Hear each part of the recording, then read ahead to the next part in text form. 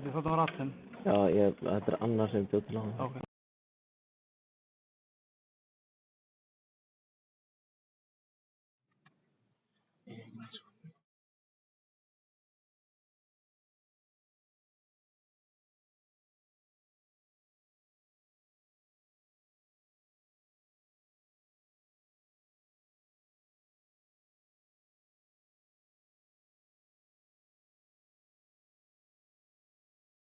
Viltu þarna var rattinn?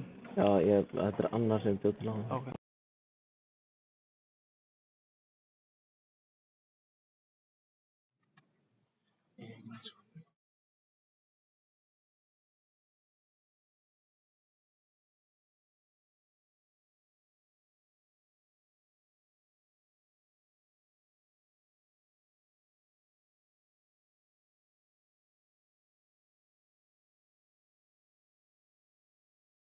Viltu þarna var rattinn?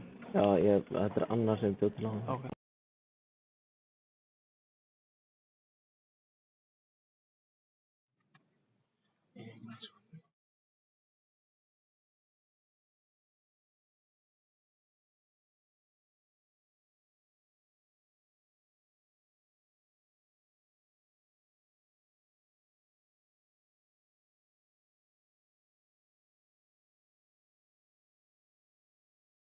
Viltu þarna var rattinn?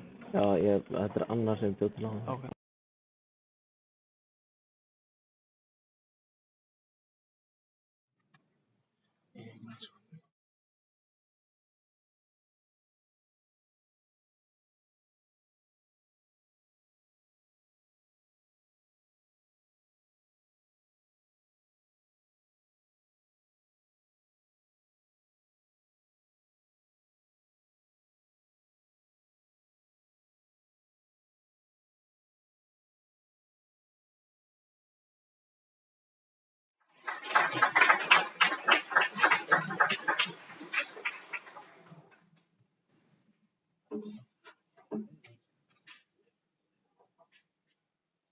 Já, komið í sæl.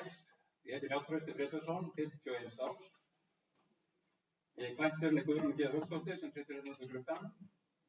Og ég hef verið þingmaður Norðausturkjördæmis frá 2016, síðustu 5 ár. Áður tók ég þátt í bæjarmálum hér á Akureyri. Það eru 30 ár í þessum mánuði sem ég byrjaði að starfa hérna í Brunnhúsum á Akureyri sem hef ég sem þetta er ónöðsaga í fluginu. Og taka það.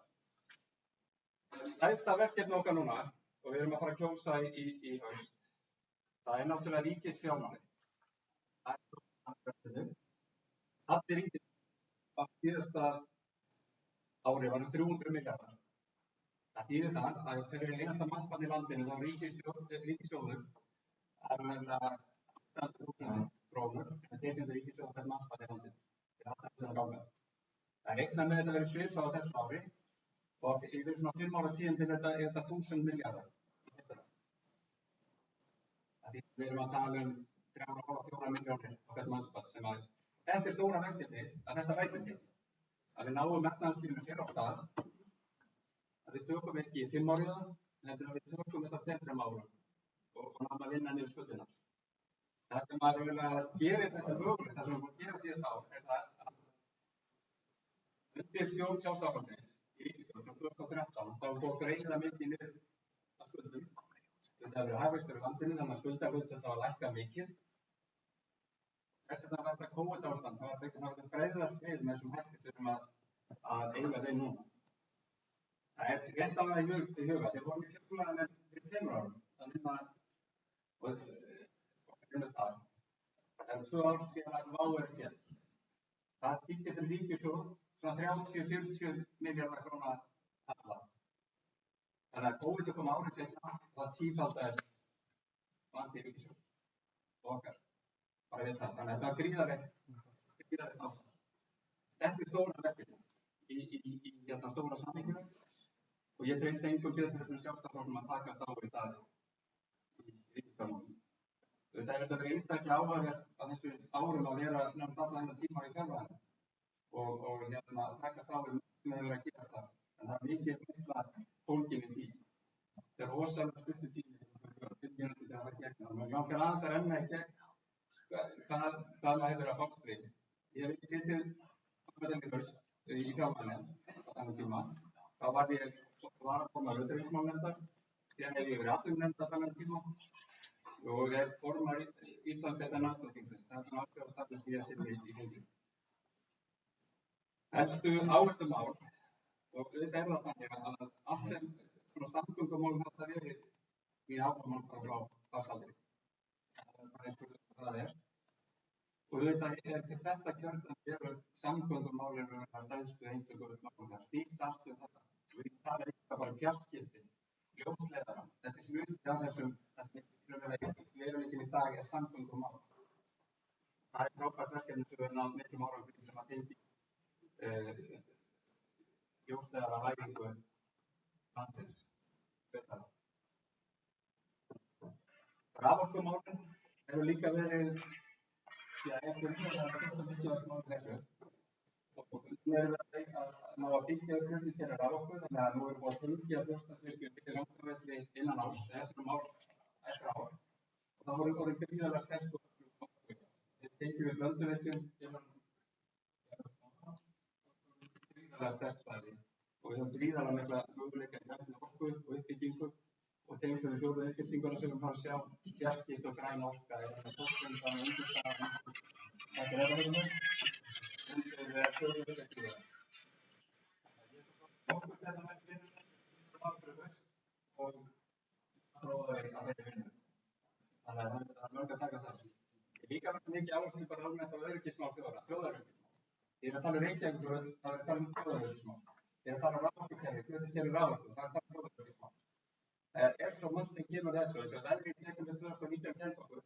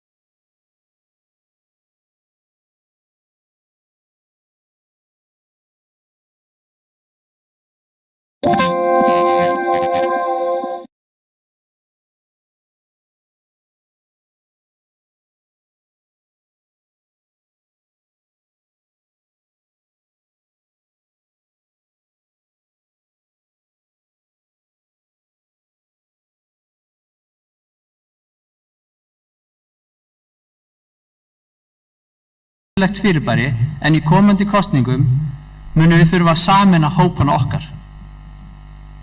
Við ætlum öll að leggjast á eitt og vinna að því sem við eigum sameiginlegt. Sameinuð erum við sterkust og þannig getum við leitt þá framþróun sem við viljum. Við eigum að nota sterk tengsl okkar inn í þingflokkinn til þess að fá flokkssystkin okkar fyrir sunnan með okkur í lið og sýna þeim að sterk landsbyggð og gerir sterkara land en í komandi kosningum. Og síðan þurfum við að raða öllum öðrum þingmönnum kjördæmisins á bakvið málefnin okkar og stíga fram sem einn. Það er svo margt í kjördæminu sem við erum öll sammála og núna er kominn tími til að framkvæma. Við sjálfstæðismenn eigum að sitja við stýrið næstu 4 árin og við einfaldlega þurfum að gera það því að hverjum treystum við betur í það verðuga verkefni að stýra ríkissjóði upp úr lægðinni og inn í framtíðina og Norðausturkjördæmi verður að skila sínu að því marki. Ég óska eftir ykkar stuðning í prófkjörinu og ætla að vinna hörðum höndum fyrir okkur öll. Takk fyrir.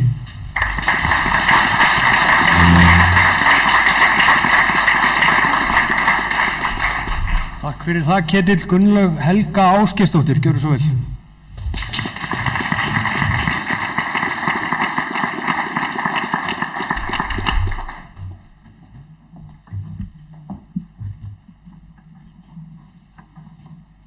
Komið í sæl, það er gaman að fá að vera með ykkur hérna í kvöld.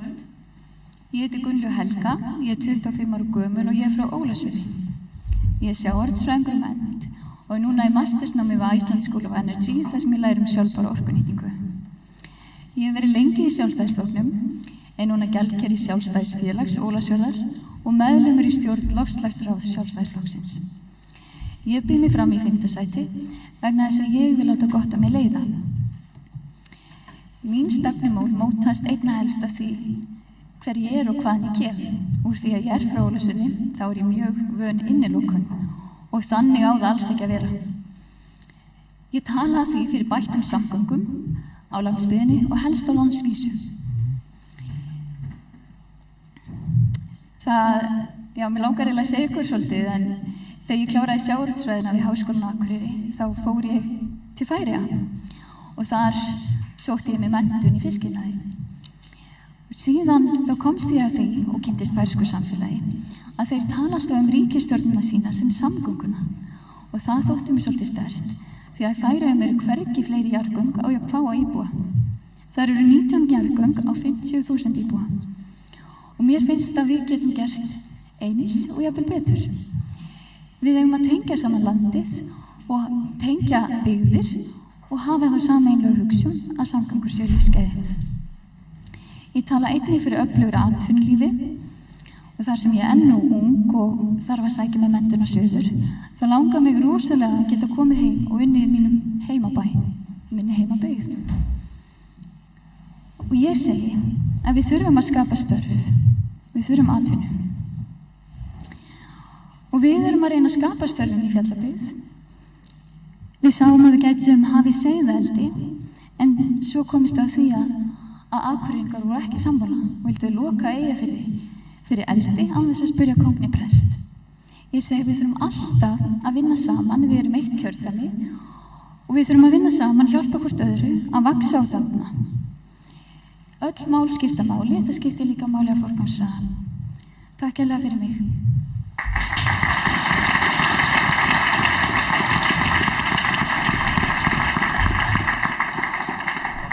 Gunnar Nevill Örlygsson, gjörðu svo vel.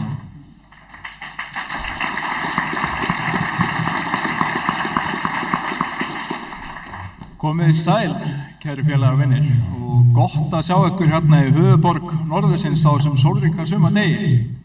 Ég heiti Gunnar Nevill Örlygsson, ég er 31 árs, ég er athafnamaður úr Þingeyjarsýslum. Ég er menntaður af verk- og raunvísindadeild úr Keili og er líka slökkviliðs- og sjúkraflutningamaður. Ég er að læra fjármálaverkfræði í HR og eins og Njáll kom inn á áðan, þá er stóra verkefni framundan, það er ríkisfjármálin og það er það fyrsta sem við þurfum að tækla og það leikur enginn vafi á því. En eftir það, þá þurfum við að horfa á björtum augum til framtíðar og hér í Eyjafirði, þá sé ég ekkert annað en tækifæri. Raforkan er að batna og það að koma ný lína, það eru líka að koma smærri virkjanir sem að skipta miklu máli og það eru öflugir aðalar sem eru að vinna í því og það hjálpar líka til við það að tryggja raforku öryggi, að hafa þessa smærri kosti hérna á svæðinu, þannig að sé ekki verið að sækja rafmagn langa leiðir. Ég held að þegar þetta er orðið tryggt, þá eru næg tækifæri til þess að byggja upp og nýta þessa orku og sækja fram í atvinnusköpun hérna í þessu byggðarlagi, í þessum öfluga Eyjafirði og eitt sem við getum nú nýtt hana meðal annars í, ég er búinn að lofa að kynna því að ég mun tala fyrir nýrri ferju yfir Hrísey og ég myndi gjarnan vilja að við myndum horfa á raforku í þeim efnum, að fá góða raforkuferju, þannig við sem að keyra þetta á íslensku afli. Svo þarf líka að horfa og hlúa af háskólanum hérna á Akureyri og það sem að mér finnst vekja ákveðna furðu, það er kynjahlutfallið, hvernig það skiptist og ég held að við eigum sóknarfæri þarna, við þurfum bara að virkja það og gera betur, veita fjármagni í þessa öflugu menntastofnun og sækja fram. Ég held líka að við getum gert betur hérna í heilbrigðismálum með aukinni sérfræðiþjónustu og kalla eftir því sem mótvægi við höfuðborgarsvæðið sem að Akureyri er, að við fáum fleiri sérfræðilækna hingað til landsins. Nei, hingað til Akureyrar. Ég er að sækjast eftir 3. sæti og ég tel mikilvægt til þess að við náum 3 mönnum inn að við dreifum þeim vel kjördæmið, þannig að við séum að tala til fólks allstaðar í kjördæminu og fólk finni sína fulltrúa. Ég er að sækjast eftir 3. sæti og ég óska eftir stuðningi ykkar til þess að styðja mig í því. Áfram við!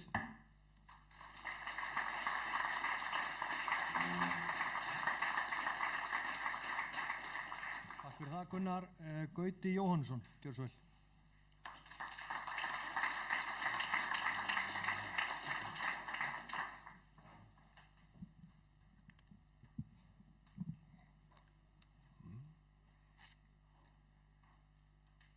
Fundarstjóri, ágætu meðframbjóðendur, góði gestir. Mér langar áður en lengra er haldið að byrja á því að þakka öllum þeim hér fyrir norðan sem rétt hafa mér hjálparhönd í aðdraganda prófkjörsins sem verður núna á laugardaginn. Ég hef verið aðstoðaður með gistingu, mér hefur verið boðið í mat og kaffi og þar fram eftir götunum. Og þetta áreindar við allt kjördæmið en mér fannst rétt að minnast á þetta hér því að einhver sagði mér að það gæti verið erfitt að kynnast Akureyringum en mín reynsla er svo að það er fjarri lagi. Ég hef allstaði verið boðin velkomin og allir sem ég hef leitað til hafa verið boðnir og búnir að létta mér lífið. Hafðu öll bestu þakkir fyrir aðstoðina og móttökurnar. Á ferðum mínum undanfarnar vikur og mánuði hefur mér orðið ljóst að Norðaustur kjördæmi er landfræðilega stórt og fjölbreytt. Þar er að finna hvort tveggja í senn, afskekktustu byggðir á Íslandi og það sem kemst næst því að vera vísir að borg utan Reykjavíkur sem er Akureyri. Þrátt fyrir þessa fjölbreytni er það svo að sameiginlegir hagsmunir íbúa á svæðinu eru meiri en minni þegar að er gáð. Í spjalli við íbúa eru áherslurnar allstaðar svipaðar og snúa að lífsgæðum og að þau séu með þeim hætti að fólk geti sett sig niður til framtíðar í kjördæminu, hvort heldur er í dreifbýli eða þéttbýli. Með lífsgæðum á ég meðal annars við aðgangað heilbrigðisþjónustu, orku, menntun, fjölbreyttu atvinnulífi, samgöngum og menningu, svo fátt eitt sé talið. Við hér, þessi samstillti hópur sem er í framboði, gerir sér í meginatriðum grein fyrir þessum áherslum og að mínum dómi er það óþarfi nú í aðdraganda prófkjörs í okkar eigin flokki að við förum að yfirbjóða hvert annað hér varðandi einstaka framkvæmdir eða aðgerðir í kjördæminu. Það sem skiptir máli er að Sjálfstæðisflokkurinn að loknum kosningum komist í aðstöðu til að hafa áhrif og hrinda okkar áherslum í framkvæmd. Það er það sem skiptir máli. Við erum ennþá bara í fyrri hálfleik. Til þess erum við með prófkjör, til að stilla upp lista sem líklegur til að ná árangri í kosningunum í haust. Við getum öll verið sammála það. Ég hef starfað á vettvangi sveitarstjórnarmála nú í það bil 11 ár og ég hef séð hvar skórinn kreppir í samskiptum sveitarfélaga en ekki síst atvinnulífsins við stjórnvöld. Það eru gríðarlegir möguleikar í kjördæminu sem við þurfum að fá að nýta betur og það felst í því einhver alger grundvallar skekkja að samskipti við hið opinbera skuli alltaf vera flöskuhálsinn sem við stöndum frammi fyrir þegar við ætlum okkur eitthvað í atvinnulífinu eða í framgangi góðra verka. Við þekkjum öll þessar sögur, annaðhvort úr eigin fjölskyldu, vina eða kunningjahópi baráttuna við regluverkið. Það þarf ekki að líta annað en til nýlegrar skýrslu OECD þar sem framkomu tillögur ekki í tugatali heldur í hundraðatali það með hvaða hætti mætti létta rekstraraðilum í ferðaþjónustu og byggingariðnaði lífið án þess að það hefði neinar afleiðingar aðrar en þær að létta fólki líf og störf. Það eru nóg að taka. Það eru 164 ríkisstofnanir í landinu. Það verður að bregðast við þessu ástandi, markvisst og án tafar og þar vil ég leggja mitt að mörkum. Grunnurinn að góðri útkomu Sjálfstæðisflokksins í kosningunum í haust verður lagður í prófkjörinu núna helgina. Ég þeirrar skoðunar að Sjálfstæðisflokkurinn eigi ekki að hafa færri en 3 þingmenn í kjördæminu. Við eigum ekki að sætta okkur við minna. Til að það megi verða þurfum við að stækka þann hóp sem kýs flokkinn og við verðum að ná að höfða til fleiri en við höfum gert fram að þessu. Boðskapur okkar og það sem við stöndum frammi fyrir þarf að ná út fyrir raðir þeirra sem nú þegar styðja flokkinn og við verðum að fá fleiri til að leggjast á árarnar með okkur. Við verðum að fjölga sjálfstæðisfólki í norðausturkjördæmi. Það ekki flóknara en það. Það þarf að vera eftirsóknarvert að taka þátt í pólitísku starfi. Það þarf að vera skemmtilegt, það þarf að skapa stemmingu og það þarf og verður að vera gaman hjá okkur í haust. Þannig náum við árangri. Ég tilbúinn að leggja mitt að mörkum til að það megi verða og falast eftir stuðningi ykkar í fyrsta sæti. Takk fyrir.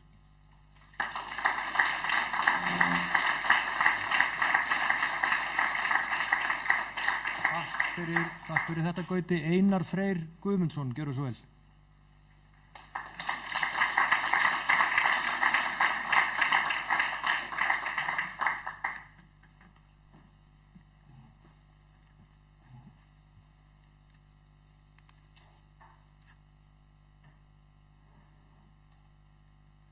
Já, takk fyrir og góða kvöldi, gott fólk.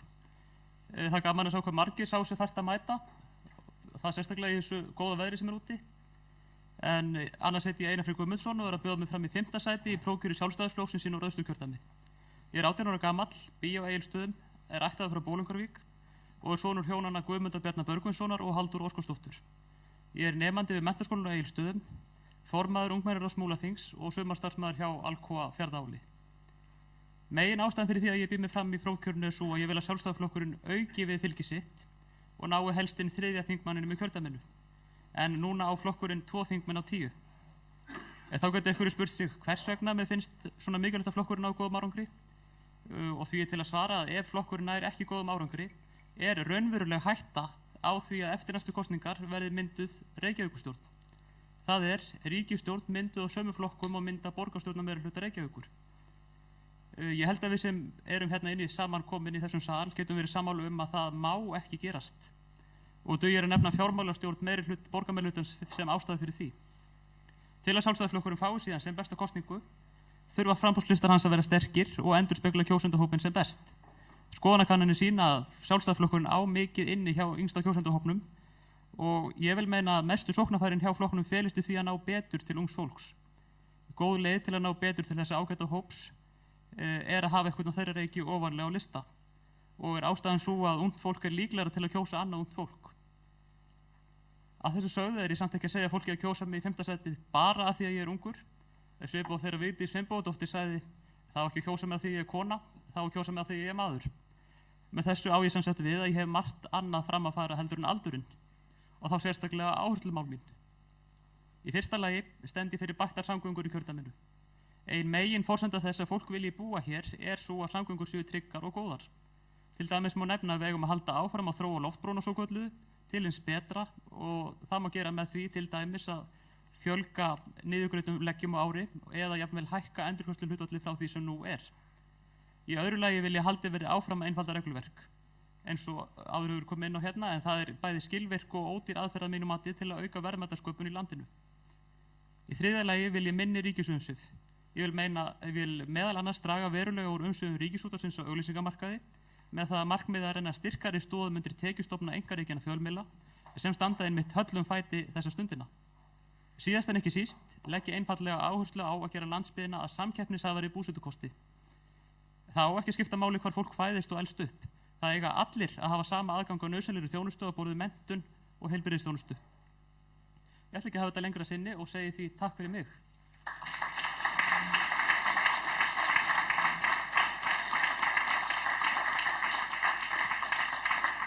Takk fyrir þetta Einar Berglind Harpa Svavarsdóttir, gjörðu svo vel.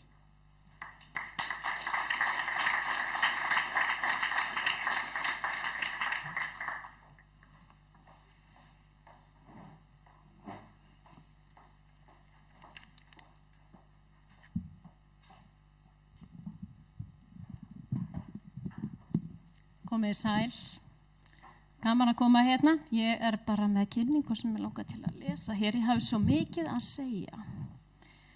Berglind Harpa Svavarsdóttir heiti ég og býð mig fram í 2. til 3. sæti í prófkjöri Sjálfstæðisflokksins hér í Norðausturkjördæmi. Ég 45 ára, hjúkrunarfræðingur og búsett á Egilsstöðum. Ég gift Bergvaldimar Sigurjónsssyni tannlækni og saman eigum við 3 drengi. Við hjónin fluttumst austur fyrir 19 árum síðan og ég tók til starfa hjá HSA. Meðfram vinnu fór ég í meistaranám í heilbrigðisvísindum með áherslu á stjórnun innan heilbrigðisþjónustunnar hér frá Háskólanum á Akureyri. Eftir útskrift bauðst mér að stíga út í pólitík og þakka ég fyrir það boð því þar fekk ég tækifæri til að vinna markvisst að enn betra samfélagi og enn að. Mín pólitíska reynsla byrjaði sem bæjarfulltrúi á Fljótsdalshéraði og einnig sem formaður fræðslunefndar. Við sameiningu 4 sveitarfélaga í Múlaþing ég nú bæjarfulltrúi, formaður byggðarás og formaður heimastjórnar á Seyðisfirði. Ég kom inn með góða innsýn í rekstur sveitarfélaga og brenn fyrir því að hafa áhrif til að bæta samfélagið okkar. Ég hef innsýn í mikilvæga heilbrigðisþjónustu sem þarf að vera öflug á landsbyggðinni. Við þurfum að gera mun betur, við þurfum bæði að efla þjónungssjúkrahúsin og einnig starfsemi heilsugæslustöða.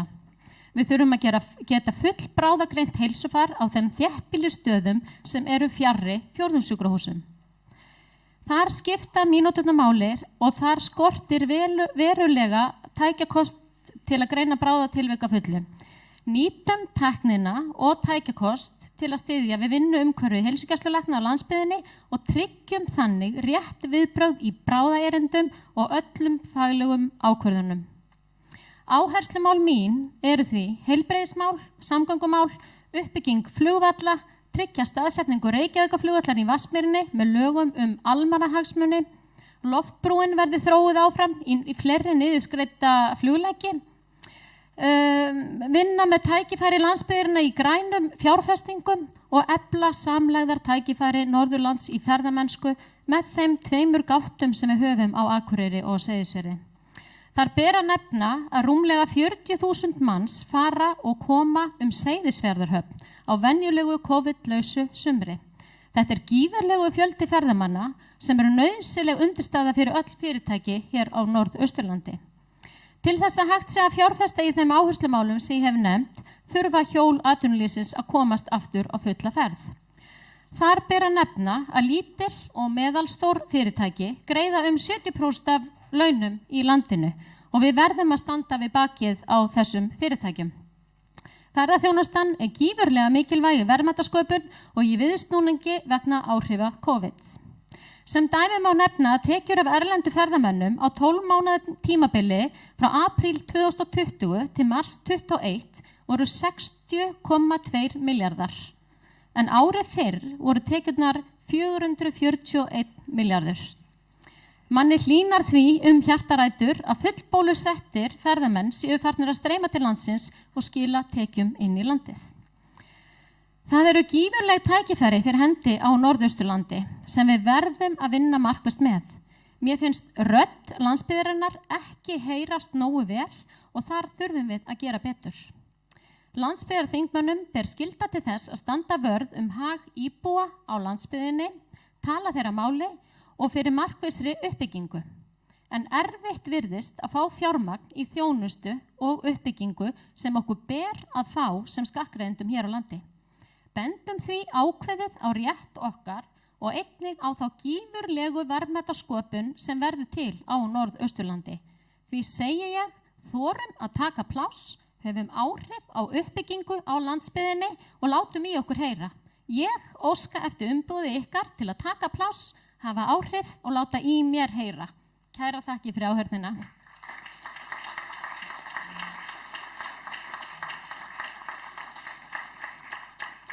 Takk fyrir þetta Berglind Harpa, Berglind Ósk Guðmundsdóttir, næst, gjörðu svo vel.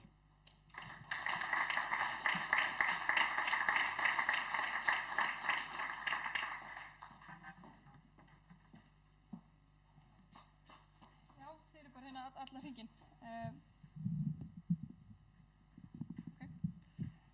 Það er ánægilegt að sjá hvað er í mörg hérna í kvöld. Það er bara svo langt sem að sé svona marga í raunheimum, þannig að þetta er bara frábært.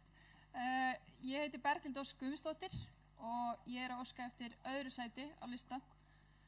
Þið þekki mig nú flest, en ég ætla samt að fá að kynna mig. Ég er 27 ára, lögfræðingur Háskólans á Akureyri.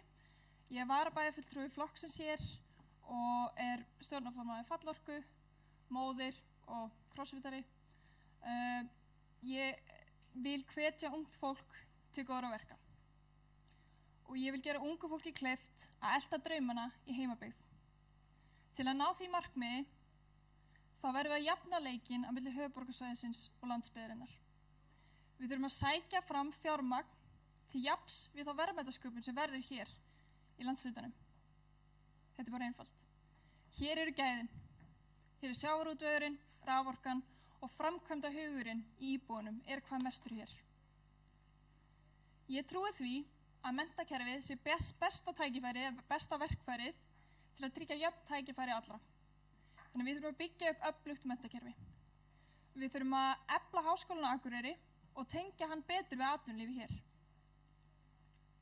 Við gerum það meðal annars með því að auka nýtt tækninám, mynda nýja greinar í tækninámi og auka þannig tengingar við atvinnulífið, við myndum tengsl við nýsköpun og fjórðu iðnbyltinguna sem við þurfum að stíga fullum fetum áfram í. Lítil og millistór fyrirtæki, þau eru vissulega undirstaða atvinnulífs hér á landsbyggðinni og í samtölum mínum við fyrirtækjaeigendur hér er algjörlega ljóst að það er margt í umhverfi þeirra sem við verðum að bæta. Og það er til dæmis með regluverkið. Það er algjörlega orðið glórulaust monster sem við verðum bara að fara að glíma við. Og við gerum það líka með því að minnka ríkisafskipti, eftirlitskerfið og ríkisafskipti og lækka álögur. Þetta er þessi sjálfstæðismál sem skipta gríðarlegu máli fyrir okkar fólk hérna í landshlutanum. Það eru líka samgöngunar eins og við erum búin að heyra og eins og ég hef heyrt hvert sem ég farið kjördæmið. Það eru samgöngunar, þetta er hitamálið, þetta skiptir máli og við þurfum að standa vörð réttin til að velja búsetu. Og það er akkurat samgöngunar sem við horfum til þegar við erum að ákveða hvar við ætlum að búa. Unga fólki gera það ekkert minna heldur en allir hinnir. Þannig við þurfum að tryggja góða vegsamgöngur, góða flugsamgöngur og fara að bora þessi jarðgöng af því þetta eru líka öryggismál.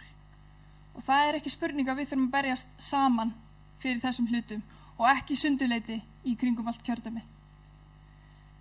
Það er hlutinir í kosningunum sem auðvitað munu skipta máli og það er það að við sjálfstæðismenn, við vitum hver sjálfstæðisstefnan er. Við þekkjum hana og við vitum af hverju sjálfstæðisstefnan þarf að vera ofan á eftir kosningarnar í haust.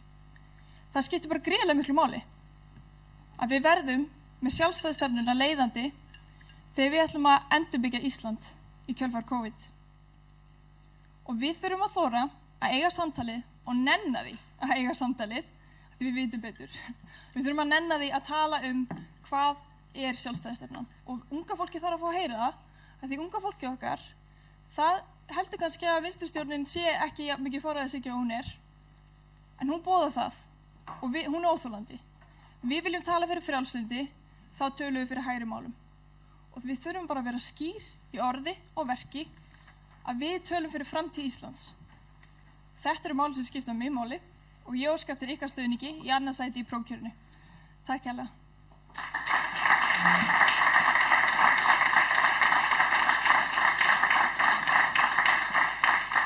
Takk fyrir þetta, Berglind. Ragnar Sigurðsson, gjörðu svo vel.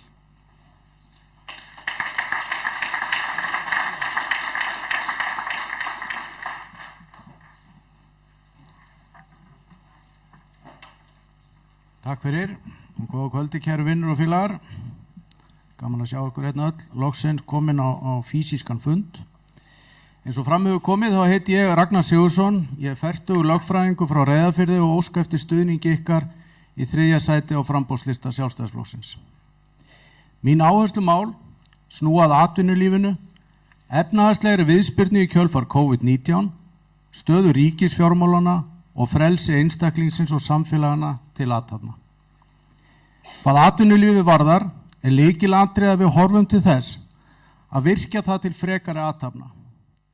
Virkja sköpunarkraftinn í samfélögum kjördæmisins og blása til sóknar í verðmætasköpuninni. Atvinnulífið hefur tekið á sig umtalsverðar byrðar á undanförnum árum með hækkandi rekstrarkostnaði í formi launa, húsnæðiskostnaðar og opinberra gjalda. Það á ekki síst við einyrkjana og lítil og meðalstór fyrirtæki. Við þurfum að auka súrefnisflæði til atvinnulífsins með lækkun skatta og álagna og veita þeim þannig svigrúm til aukinna athafna og hjálpa einnig mörgum þeirra til að snúa vörn í sókn. Aukin verðmætasköpun mun hjálpa samfélaginu öllu í viðspyrnunni sem er framundan. Við erum í kjörstöðu. Þrátt fyrir umtalsverðan rekstrarhalla ríkissjóðs á síðasta ári, sem verður engum minna á þessu ári, þá er enga síður kjörstaða og hún er fólgin í þeim að við höfum verið með ábyrga fjármálastefnu á undanförnum árum þar sem skuldir ríkissjóðs hafa verið lækkaðar. Þetta veitir okkur ákveðið samkeppnisforskot. Og hún er einnig bundin við það að það er bjart framundan.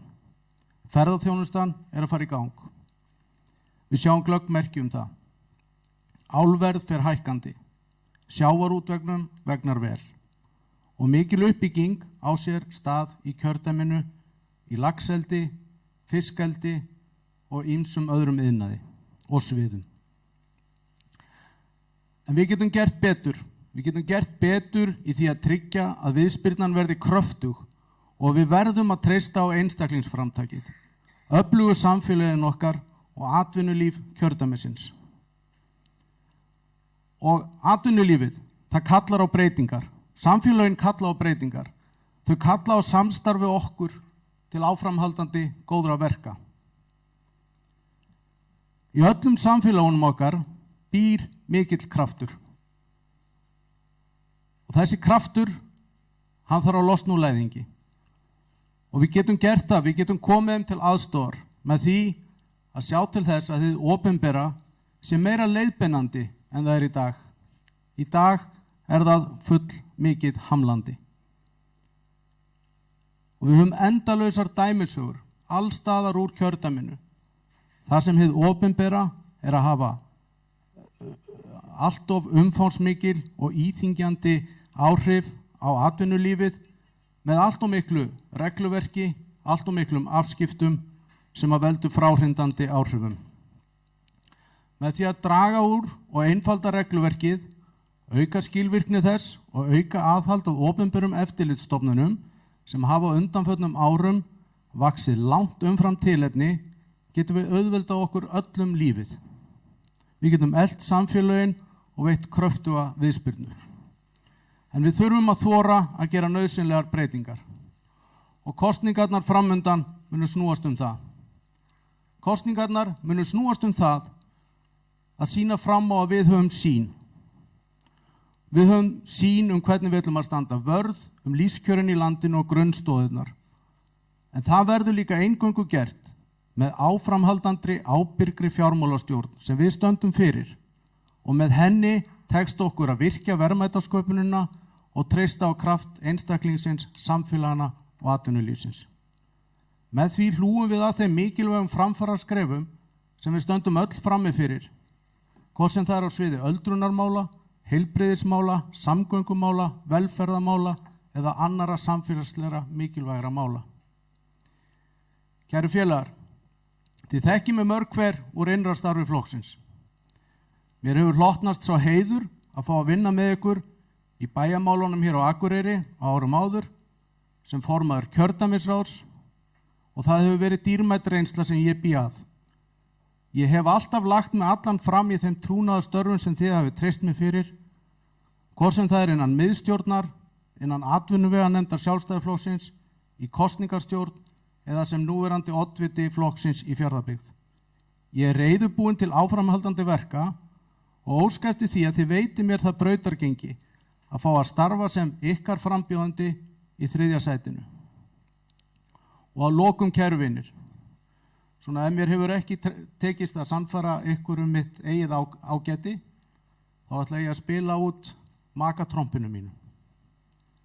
Konan mín heitir Þórunn Hyrna og það gerir mig eflaust að mesta Eyfirðingnum hér í salnum. Og hvað nú betra en það að hafa austfirskan Eyfirðing í baráttusætinu? Takk fyrir mig.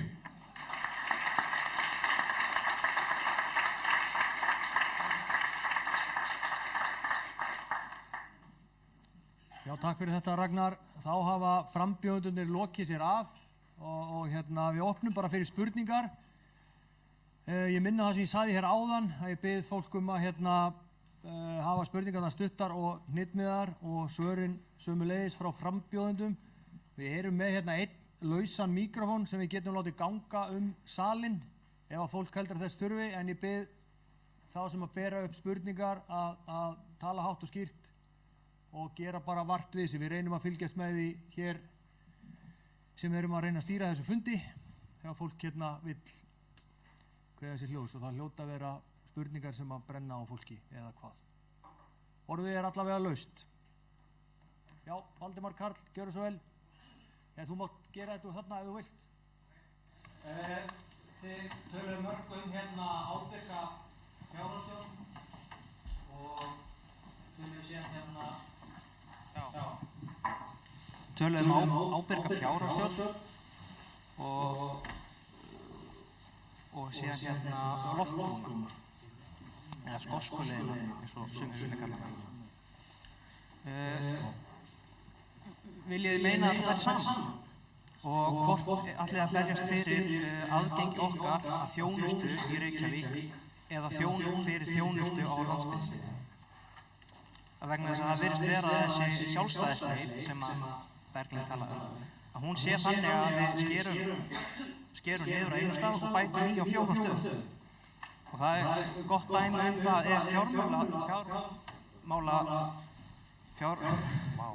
fjölmiðlafrumvarpið sem að þingmaðurinn okkar var að kvitta upp á. Hvað var það í gær? Takk fyrir. Já, ég fá afstöðu frá ykkur öllum.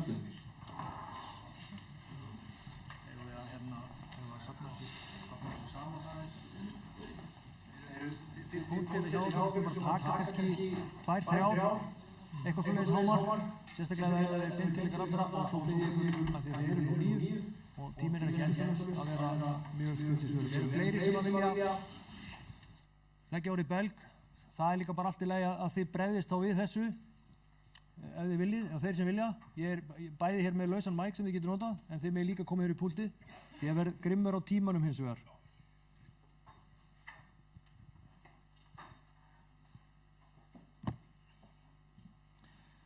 Takk fyrir Valdimar. Ég ætla að bregðast við þessu varðandi ábyrga fjármálastjórn, skoskuleiðina og gæluverkefni. Varðandi skoskuleiðina, þá snýst það að mörgu leyti að því að gera okkur kleift sem að búum út á landi að sækja sömu þjónustu og þeirra sem búa á höfuðborgarsvæðinu. Það hefur verið skorið niður á vettvangi hins opinbera út á landi og þetta snýst að jafna aðgengi að þjónustunni sem fyrir sunnan. En ég get alveg tekið undir að hluta til það sjónarmið að það nær því ekki að fullu leyti. Og ég held að skoska leiðin sé bara fyrsta skrefið og við getum stigið aukið skref í það að gera skosku leiðina að því sem ég held hún eigi að vera. Og hún á að snúast það að efla almenningssamgöngur sem flugið Og ég vil ekki að skoska leiðin sé ölmusa fyrir landsbyggðina. Ég held að það sé miklu frekar að efla aðgengi allra að landinu og efla aðgengi okkar allra að þeirri þjónustu sem að finna víðast hvar landið. Til dæmis erum við að sjá aukin störf skapast með störfum án staðsetningar. Og þá skiptir þetta öllu máli. Og ég talaði fyrir því á sínum tíma að skoska leiðin hún yrði útfærð þannig og ég bind vonir við að hún verði það. Að hún verði einfallega þannig að þetta verði liður í skattframtalinu. Þannig að þetta verður ekki útgjaldastofn sveitarfélagsins, heldur verður þetta frádráttarbært. Þannig að við sem að notum almenningssamgöngur hvað best, við munum taka saman þá liði, setja í skattaskýrslun okkar og það mun verða til frádráttar. Takk fyrir.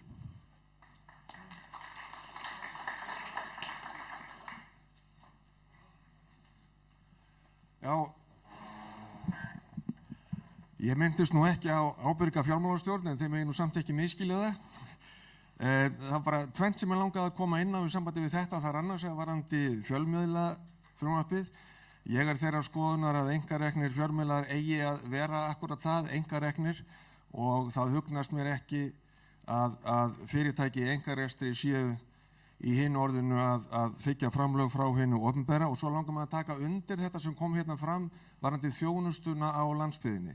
Of oft liggja áherslur okkar í samgöngum, of oft eru þessar áherslur þess efnis að það er verið að auðvelda okkur að sækja þjónustuna burt í staðinn fyrir að leggja áherslu á að hún sé byggð upp heima í héraði. Þannig að ég get tekið undir það. Takk.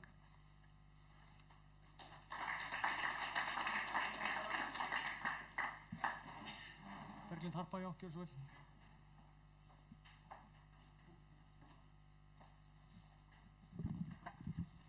Sæll og takk fyrir þessa góðu spurningu. Það er alveg satt að við þurfum að ábyrga fjármálastjórn.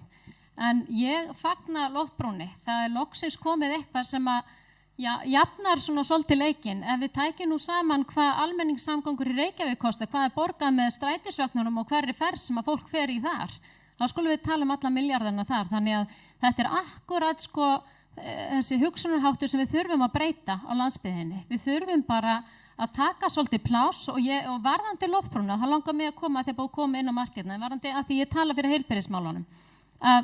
Auðvitað þurfum við að byggja mun betri heilbrigðisþjónustu út á landi.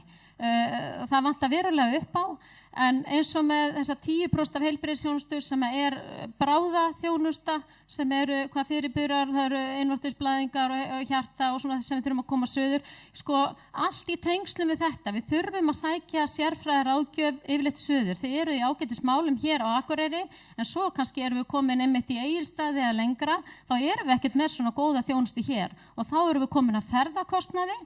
Þannig að fólk fær þegar heilsan fer nú að raka að 2 ferðir ansi fljótar að fara og ég held að loftbrún sé gjörsamlega að bjarga fólki þar.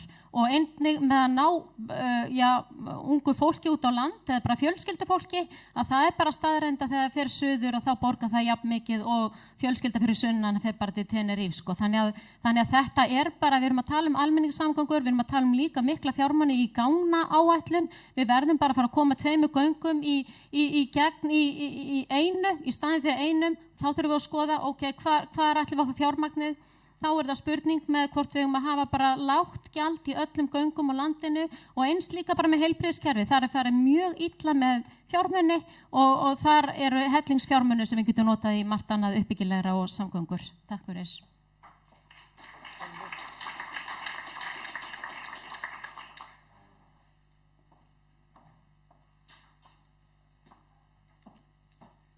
Valdimar, getur þú fært þig aftur svo ég geti hort framan í meðan ég svara þér?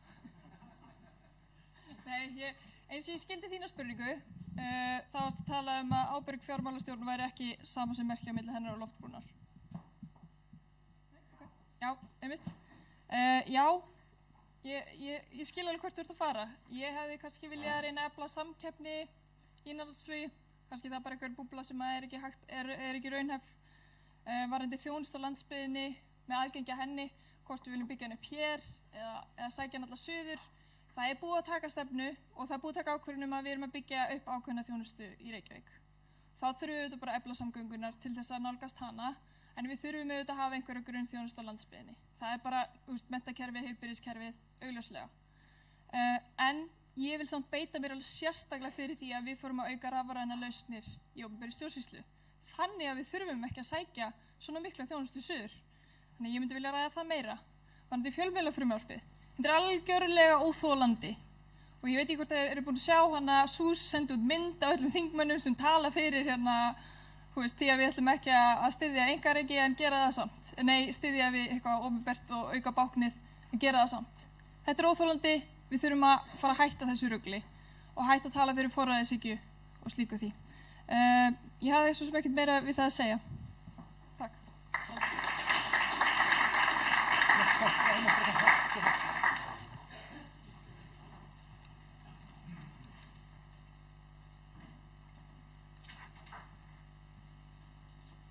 Ég vil bara benda á það sem Valdimar kemur inn á varðandi ríkisfjármálin.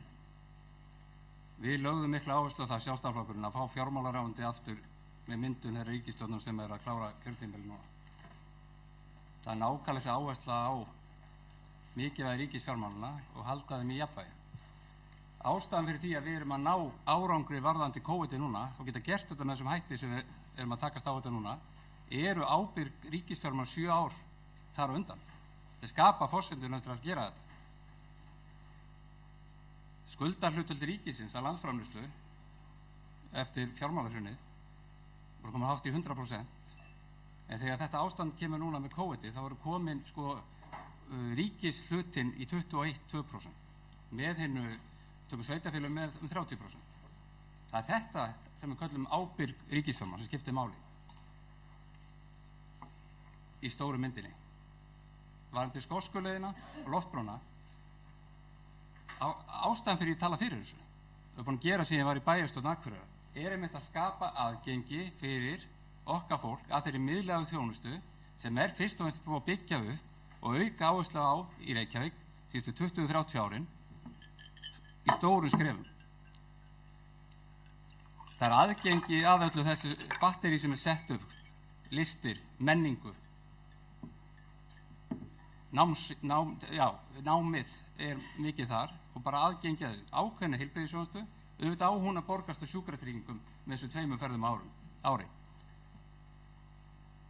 Þetta er líka svolítið andlegt dæmi að eiga valkostinn að komast með fluginu, komast í fermingarveisluna, komast í jarðarförina og það sem við munum sjá með þegar á reynir, náttúrulega COVID-ið, þetta byrjaði í september. Við erum eftir að sjá COVID frítt ár. Þá getum við byggt framhaldið á því, hvernig hluti þróast. Við sjáum líka að þetta er mest notað unga fólkinu. Og maður fær gríðarlega jákvæð viðbrögð einmitt frá unga fólkinu, bara að eiga þetta aðgengi að komast, sem var kannski ekki til staðar áður. Þannig við erum eftir að sjá reynsluna mikið af þessu. En það er mikil einföldun í umræðu ríkisfjármál að taka ríkisfjármál hérna á Íslandi í einhverju, að það er verið að jafna út frá Loftbrúnni eða Skoskuleiðinni eða hvað við viljum kalla þetta. Ég kalla þetta alltaf Skoskuleiðin. Þetta er örugglega hálft í milljarður ef við allir myndum nýta sér leggina sína, 3. Þessi 50-60.000 manns, þá er þetta milljarður ári. En höfum það líka í huga að þessi 50.000 manns sem búa á þessi skilgreindu svæðum sem geta notað Loftbrúna, Skoskuleiðina, þeir fljúga jafn oft og mikið og hinn 300.000 sem búa á Hvítársvæðinu. Nota bene, þetta snýst bara að jafna aðgengi að þessari miðlægu þjónustu. Þetta er gert víða heim, þetta er gert í Skotlandi, þetta er gert víða í Þýskalandi, eyjunum þar, Króatíu og hvert við lítum. Þetta er hluti þau getur kynnt ykkur betur í 80 sína skýrslu sem ég stýrði fyrir samgönguráðherra á sín tíma þessi mál. Þannig að Ég stoltur af Skógssjóleiðinni og hafa náð þessu í gegn. Þess að þetta gríðarlega sterkt og mikilvægt fyrir þetta svæði og það sem og hvað þá fyrir austan, það sem tekur 7-8 klukkustundir að keyra til Reykjavíkur. Fjölmiðlafrumvarpið, það tók miklum breytingum, eins og breyting hafa sett inn sólarlagsákvæði að þetta gildir í ákveðin tíma. Það erfitt að vera í 3 flokka ríkisstjórn og hlutirnir eru ræddir fyrir atkvæðagreiðslur, hvernig að standa hlutum. Ef við öll myndum nákvæmlega fara eftir eins og að fylgja sannfæringur í öllum málum, þá hugsa þessi ríkisstjórn ætti mjög erfitt. Stundum þarf að vera liðseld til staðar bara til þess að þetta virki. Þannig ég vil nú líka beina athygli fyrir því. Það er auðvelt að tala oft hluti, einstakar hluti, en við erum að reyna að halda hlutum saman í mjög erfiðu stjórnarsamstarfi, þessum við 3 flokkar. Einarfreyr kom ágætlega inn á þetta áðan, hvað við erum að tala hérna í sambandi við stjórn á Íslandi og það er nákvæmlega það sem ég kom inn á í gær. Við erum með Sjálfstæðisflokkinn hérna megin og við erum með Reykjavíkurmódelið hérna megin. Þetta er það sem eru valkostirnir í kosningunum í haust. Það er hverja við fáum til að spila með okkur í ríkisstjórn eða við fáum Reykjavíkurmódelið. Þessa 5 flokka mögulega eins og eru í Reykjavík. Það sem skuldir Reykjavíkurborgar 386 milljarðar í dag.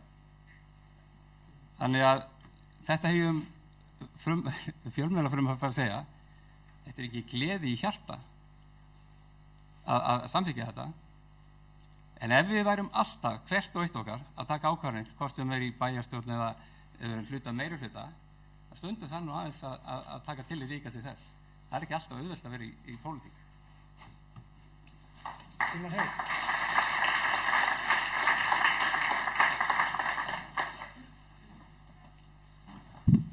Valdimar, ég varðandi loftbrúna og ríkisfjármál, þá finnst mér þetta ekki endilega saman.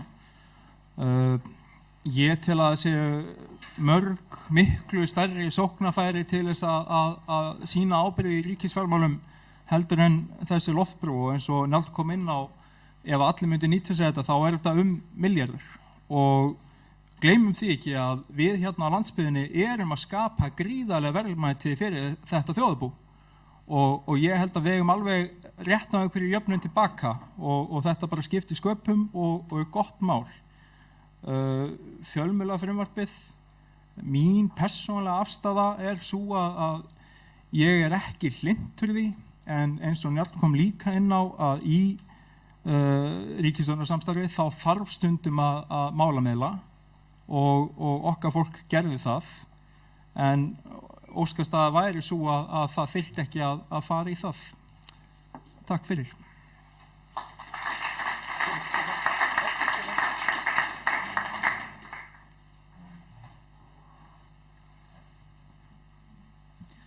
Já, góða kvöldið aftur.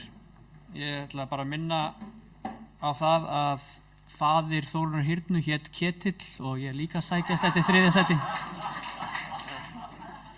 Þannig að, en já, varðandi, við þurfum auðvitað að passa upp á samgöngunar og loftbrúin ein leið til þess. Bara frábært.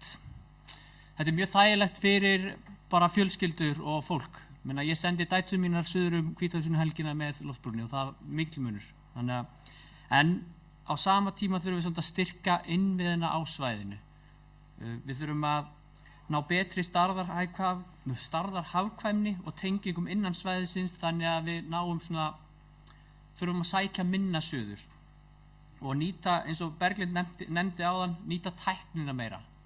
Það er svo margt sem við getum gert bara heima hjá okkur með tæknin í dag og næstu 5 árin við bara trúum við ekki hvað ofta er að breytast mikið. Við erum að passa upp á það.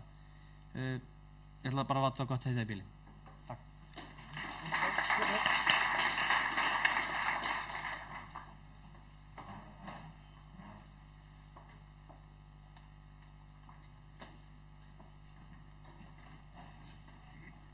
Já, varðandi ábyrga fjármálastjórn og fjölmiðlastjórn, það hef ég svo sem ekki miklu að bæta. Ég tek undir orð Ragnars og Gauta og bara ykkar allra. En varðandi þjónustu á landsbyggðinni, mér finnst það oft verið að gera munur á íbúum á landsbyggðinni og svo þeim að sunnan. Við erum öll landsmenn, þannig að við eigum að nota sömu lífsgæða og sunnlendingar.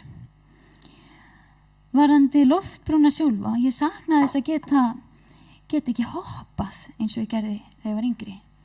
Það var svona í boði fyrir unga fólkið að nota svona afgangssæti á dýru verði og þá kom ríkið ekkert að því. Við borguðum uppsett gjald. Svo finnst mér líka að við erum að nálgast sérfræðingarna sunnan, þetta fagfólk, og við erum að koma því norður. Ég man að þegar ég þurfti að hitta innkirtlafræðing, þá beið ég í mánuð, af því að sá sérfræðingur kom bara einu sinni í mánuði og mér heyrist þetta líka vera svolítið eins með augnlækna. Mér finnst svolítið óþarft að við séum öll að færa okkur suður til þeirra. Þeir ætti að geta komið oftar til okkar og þannig held ég að við hagræðum. Takk kærlega fyrir, þetta verður ekki lengra.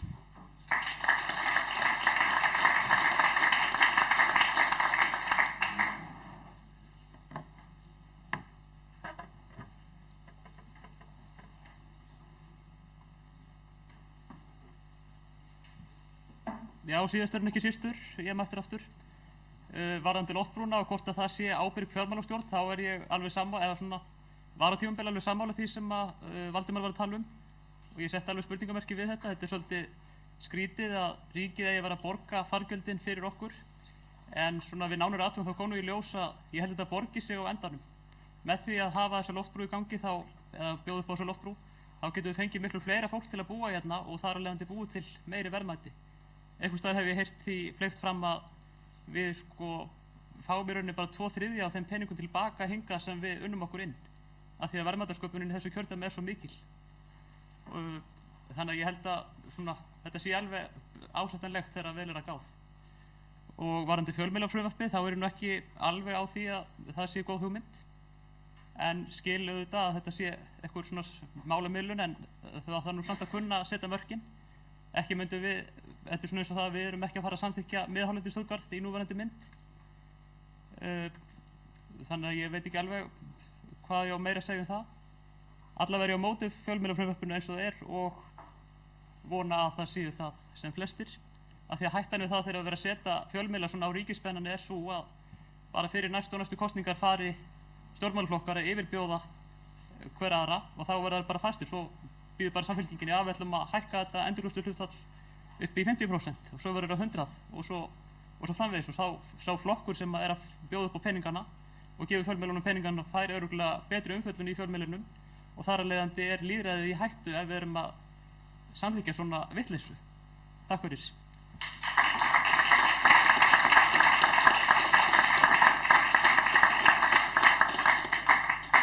Já, og hafðu öll brugðist í þessu. Eru frekari spurningar úr sal?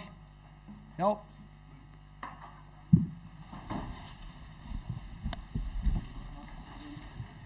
Já, gott kvöld, fundarstjóri og frambjóðandi. Ég vil þakka fyrir ykkur framsögu erindi.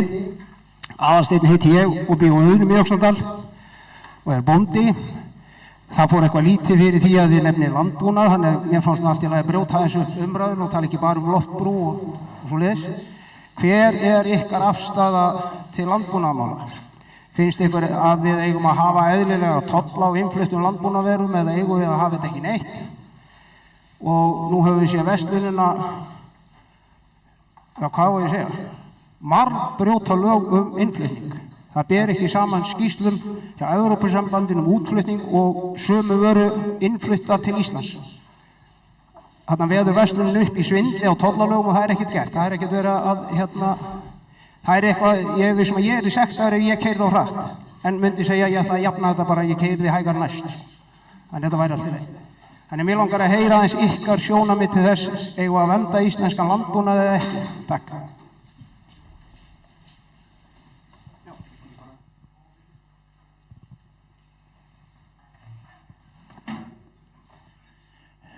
Fundarstjóri, frambjóðendur og aðrir gestir. Ég ætla að byrja á því að aðeins að gera athugn í ykkur. Það þarf þess held ég. Þetta er svona eins og að vera við skemmtilega jarðum fyrir Skagafirði. Og ég vil segja við ykkur í alls ekki þekki. en ætla að gefa ykkur hrekki. Þið viljið að þing, hlaupið í ring, eru prófkjörin góð eða ekki? Og ég vil aðeins spyrja ykkur út í prófkjörið og ég get bara sagt ykkur eins og ég er Eyfirðingur og fer sem allra minnst út fyrir Eyjafirði, segja sumir. En ég á marga vini víða land, það með vini mín eins og pestina, þetta kemur alltaf til mín. En ég er ekki sáttur við eftir síðasta röðunarlista sem var prófkjör kjördæmisþingi. Austfirðingar fengu 4. mann á lista. Mér finnst það ekki ásættanlegt. Þó er ég Eyfirðingur í staðist að byggja kjarnanum. Við verðum að hafa þetta svolítið jafnt til þess að ná góðri kosningu fyrir sjálfstæðisflokkinn. Það er bara svona í mínum huga. Og svo er annað sem að mér finnst svartur blettur á sjálfstæðismönnum og öðrum, að það er að ég sé smala inn í flokkin, fólk úr öðrum flokkum til að taka þátt í prófkjöri, til að styðja einn, Gauti smalar fyrir einhverja á vinstri vægnum til að fá fleiri atkvæði, eða Njáll, eða hver sem eða Berglindana 2, þær eru að berjast. Finnst ykkur þetta ásættanlegt að fólk úr öðrum flokkum er að raða á lista hjá okkur? Ég segi nei. Þetta var hér fyrir 40 árum, þá var í fyrstu árið þetta. Ég held þetta væri búið. En ég hef heyrt bara þetta því miður, þá er þetta til ennþá. Nú vil ég bara því svari hvert og einn, er þetta við líðið ennþá og hafið þið tekið þátt í því? Og ef að svo það er ekki gott mál. Takk fyrir mig.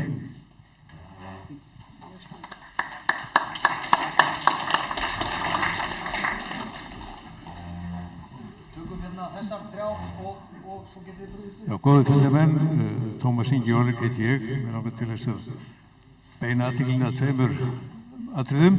Það var talað hérna áðan að það hefði lítið verið rætt landbúnaðarmál.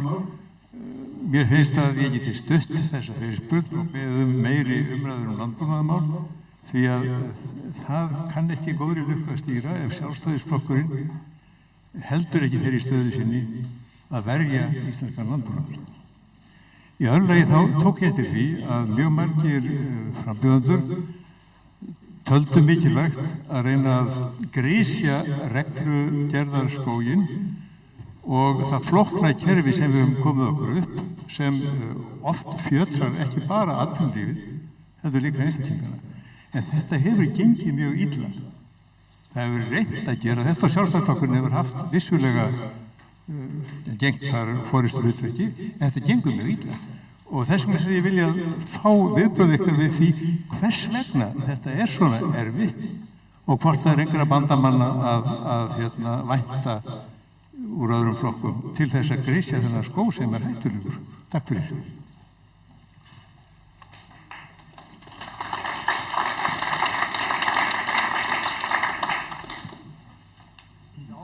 Þarna komu 3 spurningar, allar í nokkrum liðum, það er með beint til ykkar allra, þannig að það er rétt að þið fáið öll að bregðast við. Ég velti fyrir mig hvort það sé ekki bara rétt að við höfum bara sömu röð og á framsögunum hér upphæði til þess að bregðast við þessum spurningum, þannig að þá vitið þið röðina. Ég brýni það fyrir ykkur að því að það er nú greinilega hitnað í salnum og ýmislegt sem brennir á fólki svona eftir því sem að líður á, þannig að þið reynið að vera stuttorð og ég sitt ykkur á hægri hönd og banka með pennanum í borðið ef ég er farin að ókýrast og bið ykkur að virða það. Þá er það Njáll Trausti sem að færa að bregðast fyrst við í samræmi við röðun á hann. Ég ætla ekkert að standa upp á milli, ég treysti því að frambjóðendur okkar muni hvernig röðun var á hann.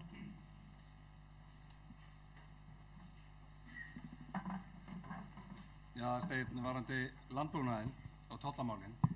Ég hef myndi óskað eftir skýrslu tollasamningi frá 2015 sem tók gildi 2018 í vetur. Og akkurat þessi mál. Landbúnaður í þessu kjördæmi gríðarlega mikilvægur. Bara á Eyþingssvæðinu er þetta væntanlega svona 30 milljarða velta á ári. Bændurnir sjálfur eru að velta svona 15 milljörðum. Síðan erum við með mjólkursamlæði svona 5 og Norðurlöka kjarnan hefur með sikkert 5. Þetta er 15 milljarðir afurðastöðvarnar og mjólkurvinnslan og síðan eru bændurnir með svo cirka 15 milljarða á Eyþingssvæðinu. Bara svona til að sjá í stærðirnar í þessu, að bara í Eyjafirði eru 80 mjólkurbú og meðaltali 400.000 lítrar, það velta upp á 60 milljarða á hvert mjólkurbú að meðaltali. Milljónir, þannig að þetta eru 80 sinnum, já 60, þetta eru 5 milljarðar bara mjólkurbúin í Eyjafirði. Þannig að það er ekkert skrítið að við erum að spyrja. Það sem hefur verið vandamál líka og hefur komið fram, það er með þessi tollskránúmer. Og þetta hefur verið að vinna með og tókum mjög fyrir í atvinnunefnd að greina betur og nýta öll tollnúmerin. Þannig að menn vissu nákvæmlega hvað verið að taka inn í landið í hvað hluta af dýrinu. Þannig að þetta hefur verið mikilli vinnslu og tollurinn að standa sig. Við skulum sjá hvort að það sjáum einhverja bóta á þessu, en það er vel ljóst hvar ég stend varðandi íslenska landbúnað. Og eins og ég bara sagt ykkur, þetta eru stærðirnar.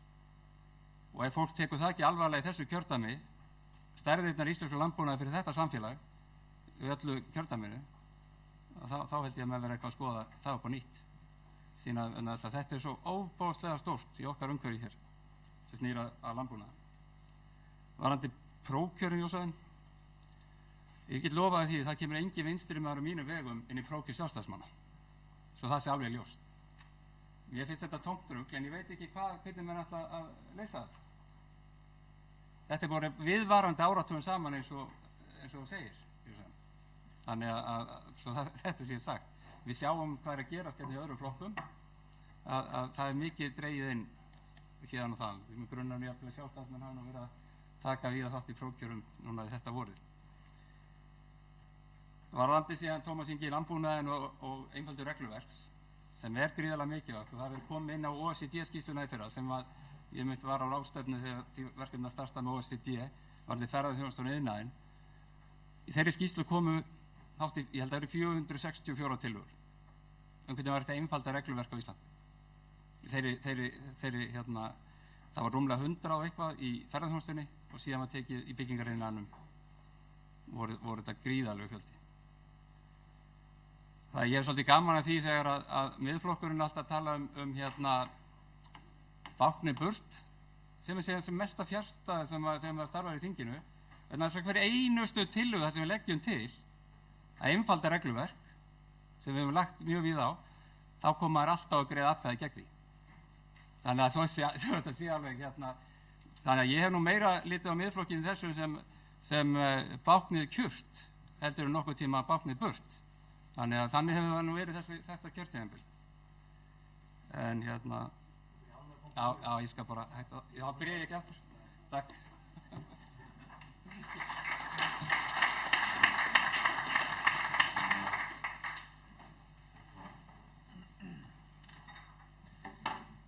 Jæja, landbúnaður, fæddur uppalinn í sveit, ég veit hvað þetta er mikilvægt og ég mun alltaf styðja við það. Ef ég fer eitthvað út af leið, þá mun Jósefinn og fleiri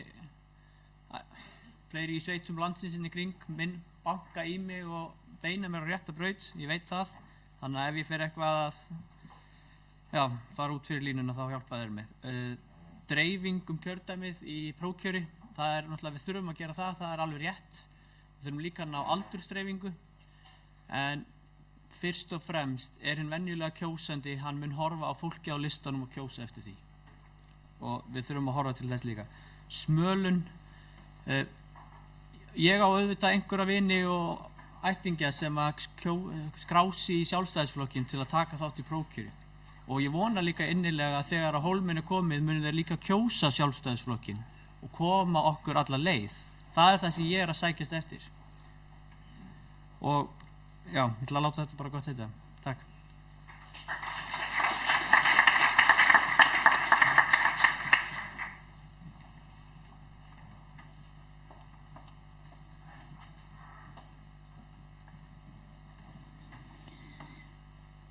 Aðalsteinn, þú myndist á landbúnaðarmálin. Ég verð því miður að viðurkenna að ég hef ekki sett mig nægilega inn í tollamálin. Mér skilst að þau eru mjög flókin. En hins vegar ber ég mikla virðingu fyrir bændum og ég fer í sauðburð á hverju ári. Mér finnst hart vegið af bændum og núna ekki síst þegar kemur að umhverfismálum, það er verið að jöða í bændum að þeir sé að beita á illa gróið land og mér finnst þetta bara sárt. Jósafinn varandi fólk úr öðrum flokkum, hvort að ég hafi verið að smala. Nei, það er vegna þess að Sjálfstæðisflokkurinn tala fyrir auknu frelsi og ég þeirra skoðunar að við erum frjálsari ef við fáum að velja bara hvaða flokk við kjósum á þess að þurfa að ganga í hann.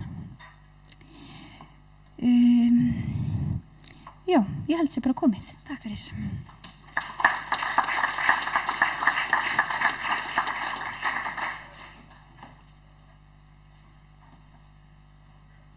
Ég get vottað þetta með Gullu að hún fer sannarlega í sauðburð á hverju ári af því að ég hitti bónda á Fjöllum sem sagði mér þegar hann vissi að ég væri frambúið, já, Gunnlaugur Helga, hún kemur hérna á hverju ári. Og ég sagði, já, mátt ekkert búast við henni í ár, hún er á fullu prófkjöri en hún tók sér frá dag til þess að fara og sinna þessum verkum, þannig að það er rétt. Aðalsteinn og Tómas Ingi líka með landbúnaðinn. Ég held að við höfum að gera allt sem okkar valdi stendur til þess að standa vörð íslenskan landbúnað. Við erum hérna með einstök gæði, sýklalyfjanotkun er í lágmarki hérna með það sem að kemur erlendis frá og við verðum átt okkur á því að þetta skipti máli. Við erum að berjast við það í heilbrigðiskerfinu að þessi sýklalyf, þau fara áfram í afurðina og berast til okkar og svo er ein af stóra áskorunum sem að heilbrigðiskerfið er að berjast við næstu áratugi, það er sýklalyfja ónæmi. Af því að við erum alltaf að fá þetta í svo smáum skömmtum að bakteríuna er fann að læra inn á þetta. Þannig að við höfum að gera allt sem í okkar valdi stendur til þess að gera betur þar. Við þurfum að hlusta hvar er pottur brotinn, hvar eigum við að bregðast við í þeim efnum að Jósafinn vini mínum, þetta er alveg rétt hjá þér og við verðum að horfa núna ef við ætlum að ná þriðja manninum inn og ég er full að trúa því að við náum honum inn ef við erum að spanna allt þetta stóra kjördæmi sem að nær frá Siglufirði, austur á Djúpavog, að við fáum fólk sem að talar röddum allra þessara byggða af því að menn þekkja sína heimahaga best og menn vita hvað það er sem máli skiptir þar. Ég var þeirra skoðunar og listi því yfir við kjörstjórnina hérna í upphafi að ég teldi heillavænlega stað núna í þessu árferði með við þennan faraldur að horfa í uppröðun líka út af ákveðina særinda af því að ég hef fundið það eftir því sem að austa dregur frá Valaheiði að menn segja það að þeir vilja ekki þennan leik enn eina ferðina að það séu toppsettin frá Akureyri. Auðvitað eigi þið tilkall til þess að vera í toppnum en það þarf líka að horfa í dreifinguna.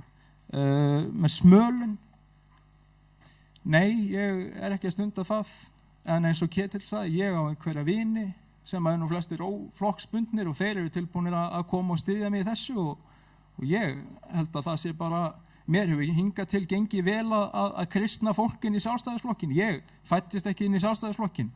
Ég fættist inn í vinstri fjölskyldu og var yngstur í þeim hóp. En þegar ég var 30 ára gamall þá labbaði upp á sjónvarpinu heima sem að Davíð Oddsson var á skjánum og ég benti á sjónvarpinu og sagði, mér þykir vænt þennan mann. Ég held að foreldrar mínir hafi áttað sig á því að það var eitthvað að þessu barni þá og svo undirstrikaðist það 3 árum setna þegar ég sá Halldór Blöndal. Ég hefði aldrei séð merkari mann í lífinu og ég fór og náði mér í blað og penna og fekk eiginhættaáratun hjá honum.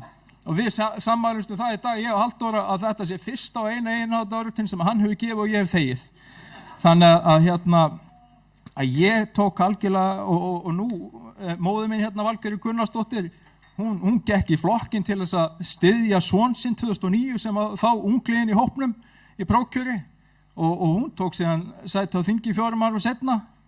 Karl, faðir minn sem hefur settið á þingi fyrir Samfylkinguna sem varamaður, hann er komin í flokkinn.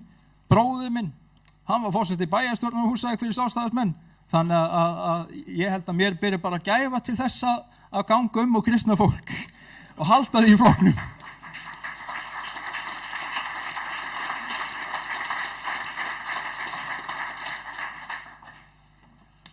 Já, mér líður nú bara eins og ég sé komin í kirkju eftir þennan lestur. En hérna, ég ætla nú að vera stuttorður sko, varðandi þetta smala og að því þú nefndir vinstri vænginn og mig sko. Ég hugsa að það hafi nú verið tilviljun. Já, ég veit að ég hef alveg nóg með hægri vænginn sko. Að reyta eitthvað til mín af honum sko, þannig að ég held að vinstri vængurinn sé nú alveg út úr kortinu. En ég neita því, ég get auðvitað beðið að vini og kunningi að styðja sig. Og það er bara það sem við gerum öll og höfum alltaf gert. En einhverja smölun, ég kannast ekki við það. Varðandi landbúnaðinn, þá fekk ég nú yfirlestur frá Aðalsteini daginn. Átti mjög góða heimsókn til hans og hann er hluti af þessum mönnum sem hefur verið að dæla í mig kaffi. Ég tek undir þetta sem kom fram hér áðan. Við eigum náttúrulega óhikað að fylgja eftir ákvæðum tollasamningsins sem við gerðum og sjá til þess að því sé fylgt eftir sómasamlega. Við eigum líka að notfæra okkur þau tækifæri sem hafa opnast vegna tilslakana hjá Samkeppniseftirlitinu. Og svo varðandi íslenskan landbúnað þá megum við ekki gleyma því að íslenskir neytendur, þeir vilja íslenskar landbúnaðarvörur. Megnið af vörum sem eru flutt inn erlendis frá gegnum þessa tollasamninga, þær fara hvert? Þær fara í mötuneyti og veitingahús. Íslenskir neytendur, þeir taka íslensku vörurnar og það er vegna þess að íslenska varan hefur staðið sig að því að standa mjög oft framar þegar kemur að gæðum. Af því að við töluðum reglurnar og hvað gengur hægt að breyta þeim. Oft held ég nú bara að við séum heilari heldur en páfinn þegar kemur að boðvaldi utanfrá. Ég held að sé nú dálítið svoleiðis og ég held líka að oft á tíðum sé þetta þannig að stjórnsýsluna okkar skortir bara einfaldlega bolmagn til þess að takast á við þessa reglugerðarpakka sem til okkar koma. Og það er náttúrulega bara eitt af því sem að þarf að endurskoða og skoða. Og svo að sjálfsögðu fagna í því að það sé almanna rómvöru, það þurfum við að hafa Austfirðing ofarlega á lista. Takk fyrir það.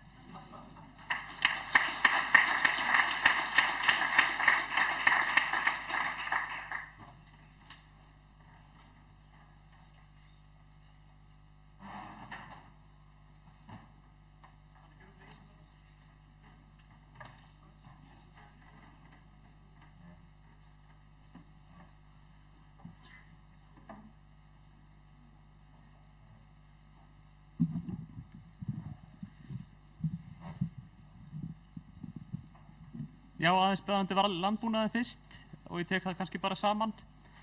Ég vil nú bara byrja á því að viðurkenna að ég, 18 ára drengurinn, er ekki alveg búinn að setja mig inn í tollamál landbúnaðarvara og er ekki með það á hreinu, þannig að kannski er ég að fara með tóm og þvælu. En í sambandi við landbúnaðinn þá held ég nú að þá gætum við alveg þurft að hugsa okkur eða sætta okkur við það að það þurfa að vera svolítið aðrar eða svona önnur grundvallagildi í huga þar. Það er auðvitað alveg vita mál að íslenskur landbúnaður er ekki fjárhagslega mjög arðbær eins og er. Og stundum held ég nú eins og sauðfjárbændur séu oft bara í einhverju góðgerðarstarfsemi með sitt lambakjött með það sem þeir eru að fá fyrir kjötið. Og síðan varðandi prófkjörin þá er ég ná því að það séu kostur og gallar við allar uppstillingarleiðir og prófkjöri eru nú held ég svona illskásti kosturinn. Við höfum séð hvernig þetta fór hjá Samfylkingunni í Reykjavík.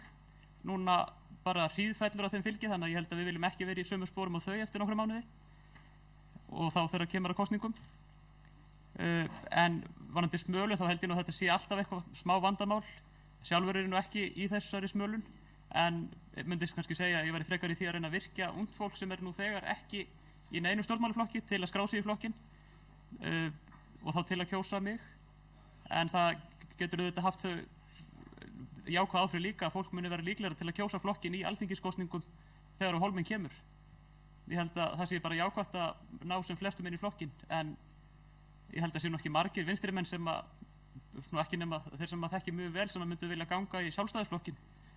Það þætti mér allavega verið svona gaman að sjá suma að gera það. En annars man ég ekki hvað átt eftir. Jú, reglugerðarskoðun, ég held að gangi bara hægt að því að við höfum verið í ríkisstjórnum með flokkun sem eru fylgjandi reglugerðarskógum. Þetta er einn af þeim skógum sem við höfum ekki að rækta og ekki halda áfram að byggja upp. Auðvitað þá skóga sem eru svona úr trjám, við höfum að halda áfram að byggja þá upp. En ég held að það góða við það að það sé ennþá svona mikill reglugerðarskógur eftir að við getum þá allavega eitthvað reynt að höggva niður eftir næstu kosningar. Það verður nú ekki gaman að það verður búið að gera allt þetta skemmtilega áður en ég kemst í stjórnmálin. Takk fyrir.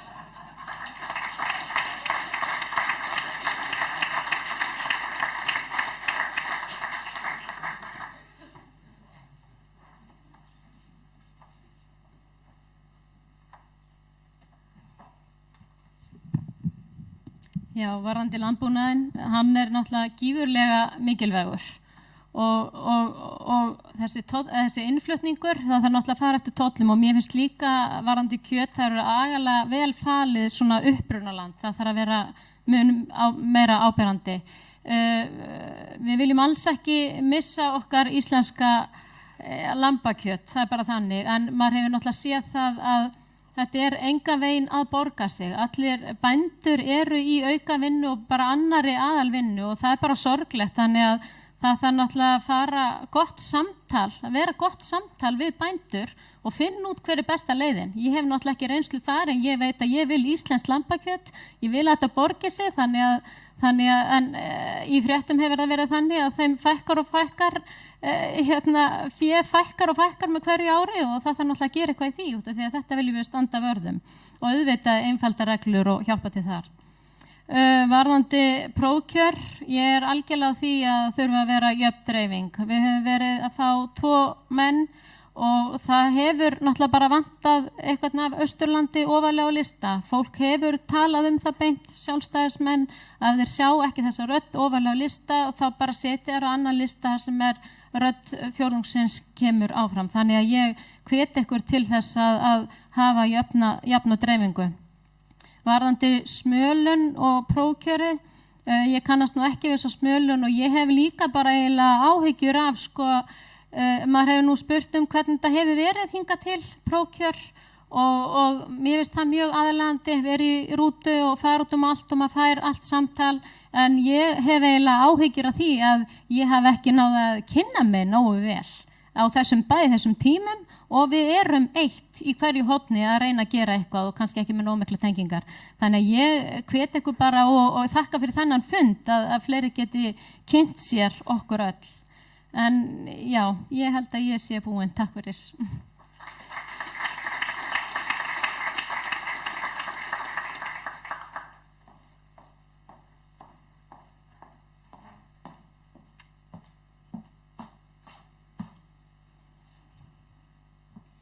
Já, auðvitað ég að standa vörð landbúnaði. Þetta bara pjúra byggðamál. Það skiptir máli, það skiptir sérstaklega máli í þessu kjördæmi. Og fæðuöryggi Íslands til framtíðar. Við þurfum þá sérstaklega að einfalda regluverk hjá bændum og við þurfum að styðja við þá og sjá það að við séum að hámarka gæðin og tryggja þessa innlendu framleiðslu og hreinlæti hennar. Ég vona bara að þú bjóðir mér í kaffi og við getum rætt þetta frekar seinna. Það verður langt best.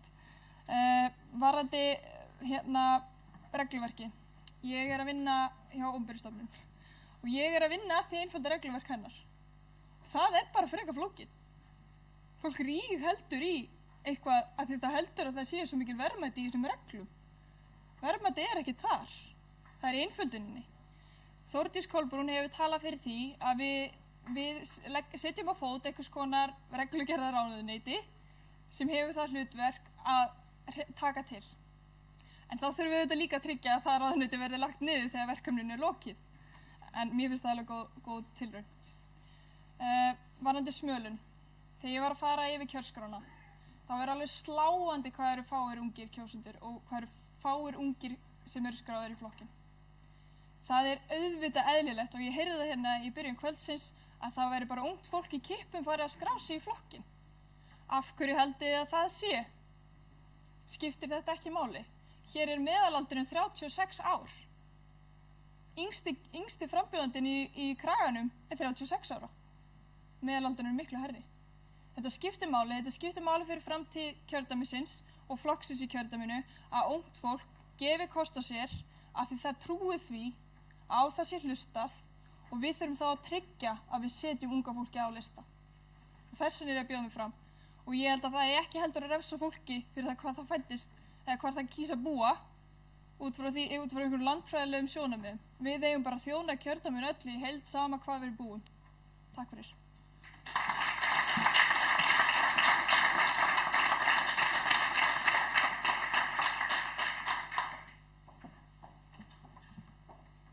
Jæja, við ætlum að vera stutt orð. Aðalsteinn, landbúnaðurinn, ég hef svo sem ekki við miklu að bæta því sem hefur komið fram. Það er mikilvægt að við stöndum vörð landbúnaðinn og hérna, sem áhendur högg að sækja. Þetta snýst ekki bara atvinnufrelsi, þetta snýst dreifða búsetu. Ég hins vegar ekki talsmaður hárra tolla eða mikilla tolla, en ég get alveg lofað því að ég ekki talsmaður þess að fara að kollvarpa íslenska landbúnaðinum með innflutningi á erlendum landbúnaðarvörum. Fyrir mér snýst þetta að gera landbúnaðinum kleift að starfa áfram, styrkja stoðir hans, áður en við förum að huga að einhverjum breytingum. Jósefinn varðandi prófkjörið og smölun. Við í Fjarðabyggð, við höfum undanförnum árum gengi bara nokkuð vel í að frelsa kommana í Neskaupstað og við köllum það frelsun, ekki smölun. Og okkur hefur bara gengið mjög vel í því og ég kannast við nýskráningar. Ég kannast við nýskráningar í Fjarðabyggð, ég kannast við það víðar. Við erum að fá miðflokksfólk tilbaka og þetta einmitt að góða við prófkjör að við hérna fáum fólk til þess að hafa áhrif á listan okkar og þar að leiðandi það líklegra til þess að kjósa hann úr því að það hafði áhrif á því að móta hann. Þannig að ég get alveg fallist á það að það hafi verið nýskráningar og er stoltur af því að ég á hluta af þeim. Tómas Ingi, varðandi regluverkið, þá tek ég bara undir það sem hefur framkomið hérna og við erum auðvitað byrjuð á ákveðnu vegferð varðandi það að einfalda regluverkið, nútímavæða það, auka rafræna stjórnsýslu. Við erum líka farin að eyða út ónauðsynlegu regluverki. En fyrir mér þá snýst þetta talsvert meira en það. Við höfum verið að opna á aðhaldslaust eftirlitskerfi með því að opna á það að eftirlitsstofnanir geta verið að sækja sér sértekjur í auknum mæði. Og við erum þar að leiðandi komið með innbyggðan hvata fyrir eftirlitsstofnanir til þess að vera íþyngjandi og til þess að vera hamlandi með því að ná sér í auka sértekjur. Það þarf að taka það af. Takk.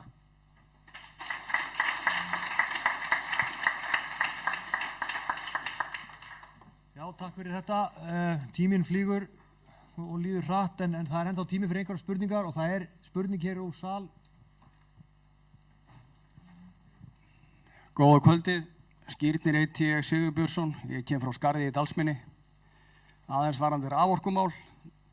Nú er það þannig að kerfið er full nýtt, raforka í landinu er uppseld. Ég spyr ykkur hvaðan á orka framtíðarinnar að koma? Hvernig sjáum við fyrir okkur vöxtinn til framtíðar? Smámál, rammaáætlun. Ég myndi vilja fá að heyra aðeins rammaáætlun og annað smámál, hálendisþjóðgarður. Ég myndi vilja fá að heyra nokkur orð varðandi hann. Takk. Hugmyndin var að taka nokkra spurningar saman en Skírnir fór nú langt með að klúra því hjá mér. Ég ætla að taka eina í viðbót, það er hérna.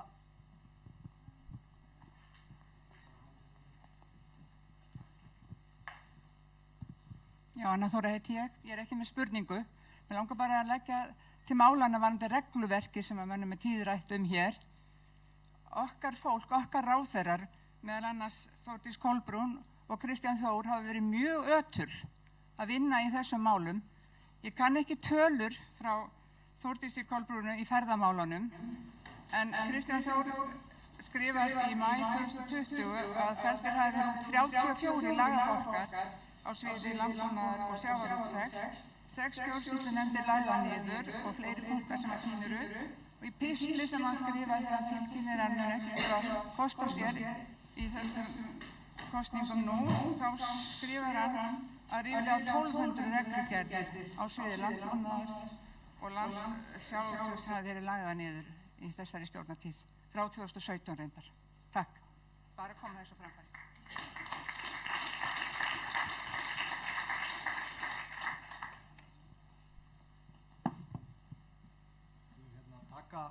þessar tvær og svo barst nú hérna spurning líka utan úr kjördæminu einhvers staðar frá Eyþóri Stefánsinni. Ég ætla bara að lesa hann upp eins og hún kom hér. Hvað finnst frambjóðendum aðgerð B10 í byggðaáætlun jöfnun og aðstöðumun á millilandaflugvöllum sé ekki lengur í aðgerðaáætlun í hvítbók byggðamál? Þessum spurningum frá Skírni og þessari sem ég var að lesa hér upp, þeim beint til ykkar allra. Við skulum bara hafa sama háttin á, sömu röð og þið getið brugðist við. Ég minni á það aftur að pennin á borðinu, ég kemur beint á honum, reynum að hafa þetta stutt og ég loka ekki alveg fyrir mælendaskrá strax, höfum hann að opna í smá stund, þannig ef það eru frekari spurningar þá biður fólk að gera vart við sig.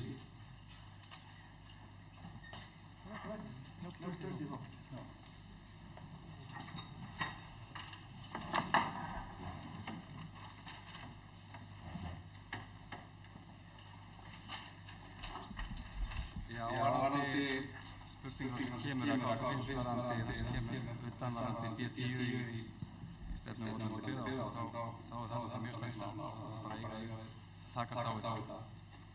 Það er svo að þetta sé komið fram. En Skírni var nú að taka lyktamáli, þess að þetta er nákvæmlega máli. Ég er búinn að taka okkur einasta sameiginlegu fundum þingflokka ríkisstjórnarinnar allt kjörtímabilið. Það er samspil rammaáætlunar, miðhálendisþjóðgarðar og vindorku. Hvernig menn alltaf spila raunverulega þetta samhengi hluta. Og þetta er nákvæmlega varðandi miðhálendisþjóðgarðinn, það er flutningskerfi raforku, meginflutningskerfi raforku. Hvernig menn alltaf fara með það voru samgönguhlutin það, bara veginn og allt þetta. Að þetta skuli vera komið svona langt eitthvað að leggja eitthvað mál fram á þess að vera búið að raunverulega full klára hvernig við ætlum að standa þessu er grundvallarmál. Þess vegna gat ég aldrei farin eitt með þessu miðhálendisþjóðgarði. Þó væri ekki nema bara þetta tvennt. Þá vorum við eftir að tala um ferðafrelsi og sveitarfélögin og allt varandi aðkomu að miðhálendisþjóðgarði. En bara þetta með orkuna og miðhálendisþjóðgarðin er risastórt mál og raunverulega grundvallarmál. Þannig að þetta snýr bæði varðandi orkuflutningarna, meginflutningskerfi raforku og síðan bara almennt orkunýtingu. Svo komum við inn á litlu smávirkjunnar, minni. Það er verið að framleiða svona cirka 70 megawatt í dag. Það ætti vel verið hægt að framleiða svona 300 megawatt með smávirkjunum í Íslandi í dag. Þetta var náttúrulega líka þegar maður var í orkustefnunni. Þetta stóru máli svo að vera að ræða þar. Við þurfum náttúrulega að nýta raunverulega vatnsaflið betur og ýta við því. Það er náttúrulega í rammaáætlun sem er núna, sem er verið að vinna með og óski voru Það voru náttúrulega í Þjórsársvæðinu að stækka virkjanir, nýta reynsli meira, það er auki reynsli bara út af hlýnun, reisa hagsmunamál. En fyrst og fremst þetta samspil sem við gerum með öflugu flutningskerfi raforku, að spila saman vindinn og vatnsaflið. Kerfið okkar raforkukerfi í dag er nýtt svona 75% í dag. En með vindi getum við náð töluvert meiri nýting á raforkukerfinu í heild sinni og nýta allt. Og við erum að tala um gríðarlegar upphæðir fyrir samfélagið. Þannig að þegar bara undir að þetta er raunverulega bara grundvallarmál og fyrir mér hafa þetta verið grundvallarmál allt þetta kjörtímabil, eins og ég segi. Það bara tókst ekkert að koma Vinstri grænum áfram með þessi mál. Þannig að þetta stoppaði allt. Tímið var, það er verið að reyna. Þannig að þetta er svona bara, það má ekki tala mikið hérna, en þetta er bara efni sem maður getur raunverulega talað um hérna klukkutíma saman. Lið fyrir lið. Maður 1-2 árum í orkustefnunni. Það sem áherslur mínar í orkustefnunni voru einmitt þetta, flutningskerfi raforku, samkeppnishæfni landsins og samspil vindorku og vatnsafls. Þannig að þetta er mín svör í örstuttu máli hér.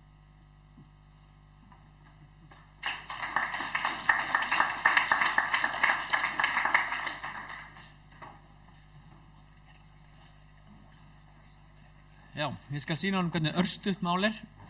Herðu, hálendisþjóðgarður, þetta virðist ekki vera góð hugmynd. Ég hef áhyggjur af Kjalvegi, flutningi raforku milli suður og norður. Þannig að ég myndi alls ekki styðja það. Síðan rammaáætlun, það er mjög miður að sé búið að vinna í fjölda ára að einhverja áætlun og bara vel unnið til margra ára og svo verið að rífa það niður bara út af því einhverjum tilfinningum hjá fólki varðandi einhverja virkjunarkosti og færa það á milli áður. Síðan var, já, ég hef ekki þekking á B10, ég veit hvað B5 en ég treysti Njáli í þessu. En það var einn hlutur í viðbót þarna, já, raforku framleiðsla. Við eigum náttúrulega að, eins og Njáll nefndi með samspili, það náttúrulega, við eigum að virkja eins og vindorku, nýta vindorkuna þegar mikill vindur, þegar dæla vatninu aftur upp í lónin, nýta það svo þegar logn og reyna að ná með betri nýtingu í kerfinu og bara græn orka áfram.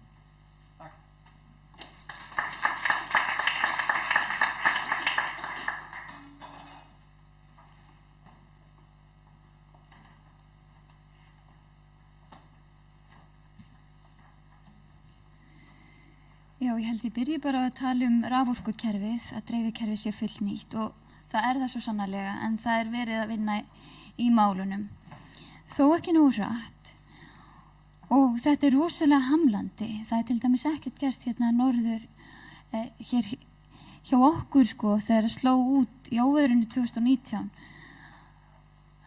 Það verið að laga hlutina en það þarf því miður alltaf að verða svona eitthvað tjón svo hjólinn fara að snúast. Það í þokkabót, það til næg raforka en af því að dreifikerfið svona lélegt þá komin ekki til skila. Mér skilst að það séu til auka 50 megavött á Kárahnjúkavirkjum sem dæmi sem að tekst ekki að nýta. Þannig að við þurfum að byggja upp dreifikerfi okkar til þess að hafa meiri raforku til umráða. Varðandi hálendisþjóðgarðinn, ég segi bara nei við honum og það var mjög góður þáttur rammaáætlun sem að Kveikur var með. Ég mæli með honum. En svo annað, varðandi framleiðslu á raforku. Þá við náttúrulega, þá virkjanir okkar að nýta jökulvatn og þar sem að það hnattræn hlýnun í gangi, þá meira rennsli og þá til dæmis hægt að bæta við túrbínum eins og Búrfell 2 getur gert. Það getur bætt við túrbínu og þar alveg framleitt meira rafmagn. En ég tek alveg undir, það rosalega spennandi tækifæri með vindorkuna, líka af því að þetta svona kostur sem afturkræfur. Ef okkur líst ekki á hann þá getum við alltaf tekið vindmyllur niður, við getum endur unnið þær og svo bara margt sem við þurfum að huga að, til dæmis eins og með líftíma vatnsaflsvirkjana, lónin fyllast að setja og hvað ætlum við að gera þá? Ég segi bara við þurfum að hugsa fram í tíman, hugsa í lausnum. Hvítbók, Eyþór nefndi hvítbók, ég ekki kynnt með þennan bálk, en mér skilst að þessi enn hægt að senda inn athugasemdir og við bara að nýta það. Takk.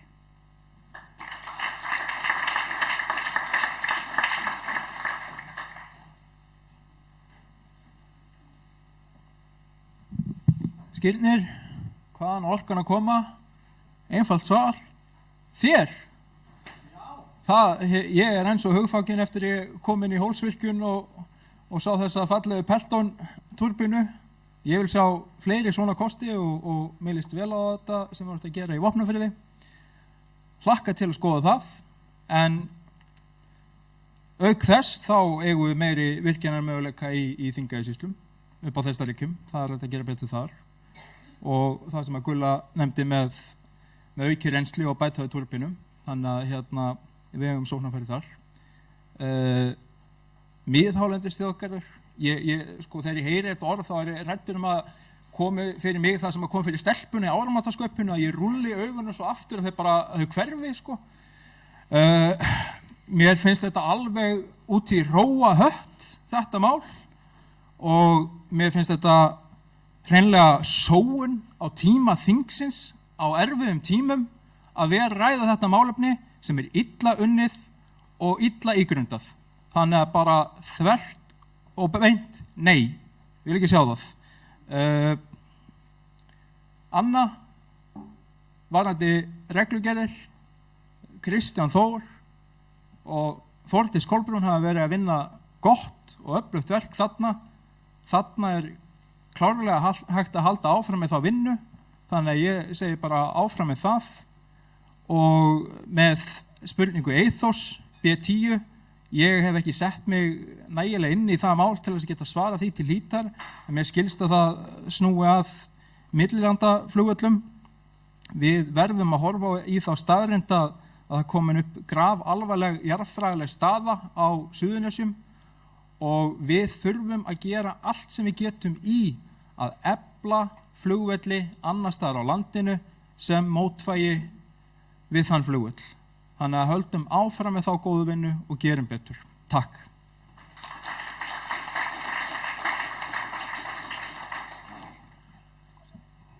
Fundarstjóri, mér langar að bregðast við þessu kannski aðeins í öfugri röð og með leyfi fundarstjóra langar mig að vitna hér í tillögu og bókun úr byggðarráði Múlaþings frá því 25. maí síðastliðinn varðandi B10, þar stendur með leyfi fundarstjóra: Byggðarráð Múlaþings mótmælir harðlega þeim áformum sem koma fram í hvítbók byggðamál að aðgerð B10 í núverandi áætlun, jöfnun og aðstöðumun á millilandaflugvöllum falli þar út.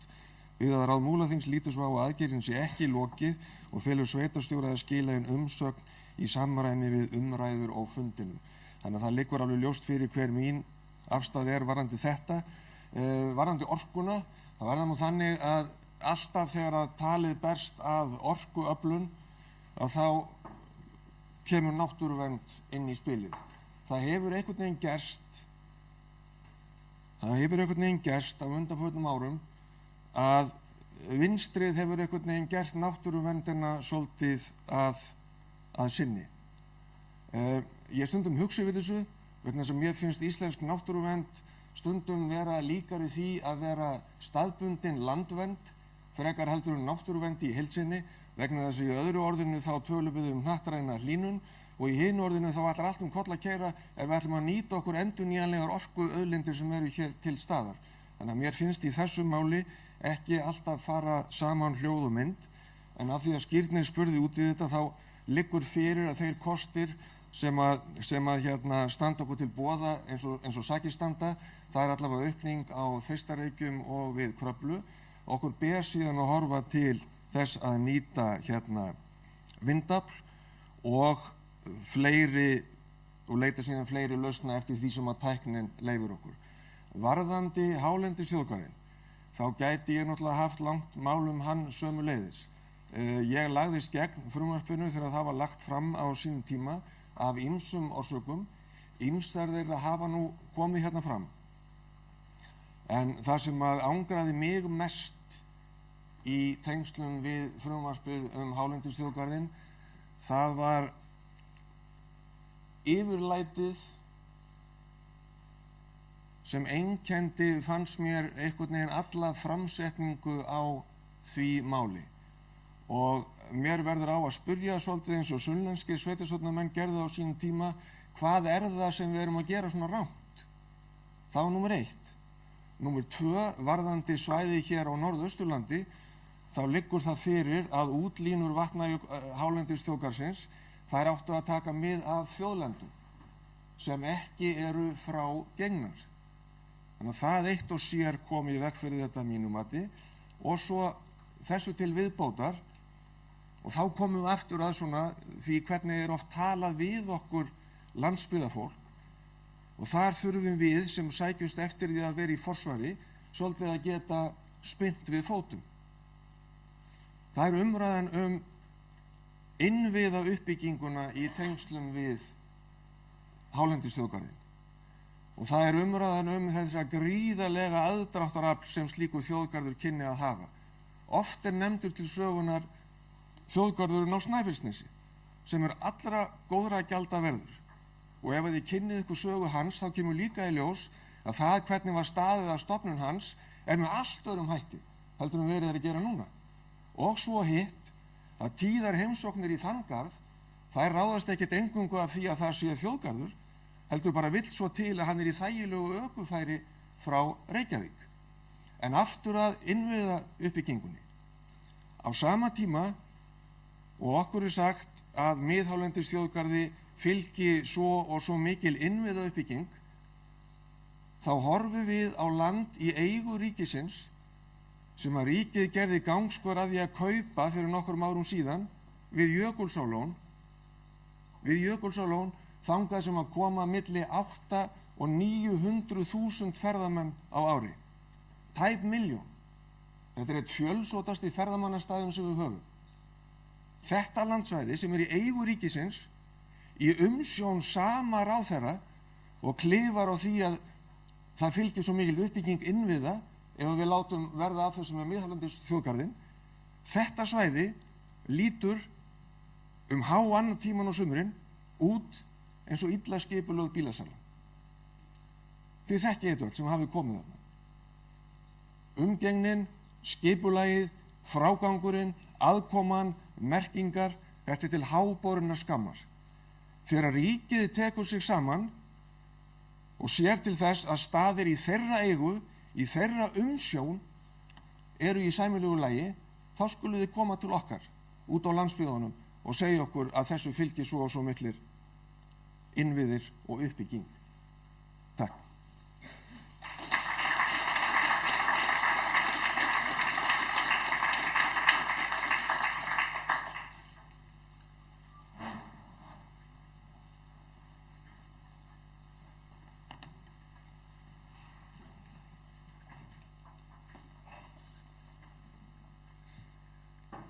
Já, við byrjum aðeins á B10, þá verður nú bara að segja að ég veit ekkert hvað það verður að tala um og þetta er kannski eins og rússneska spilið aftur á baka eða þetta lýsir einhvern veginn í mínum huga, en ég treysti á að þingmaðurinn okkar sjáu bara um þetta og kannski Gauti, sveitarstjórnarmaðurinn, en ef við förum nú aftur að því sem var verið að spyrja líka, þá voru það að raforkumálin, jú, varðandi þau þá held ég að við þurfum bara að sætta okkur við það að við verðum að virkja meira.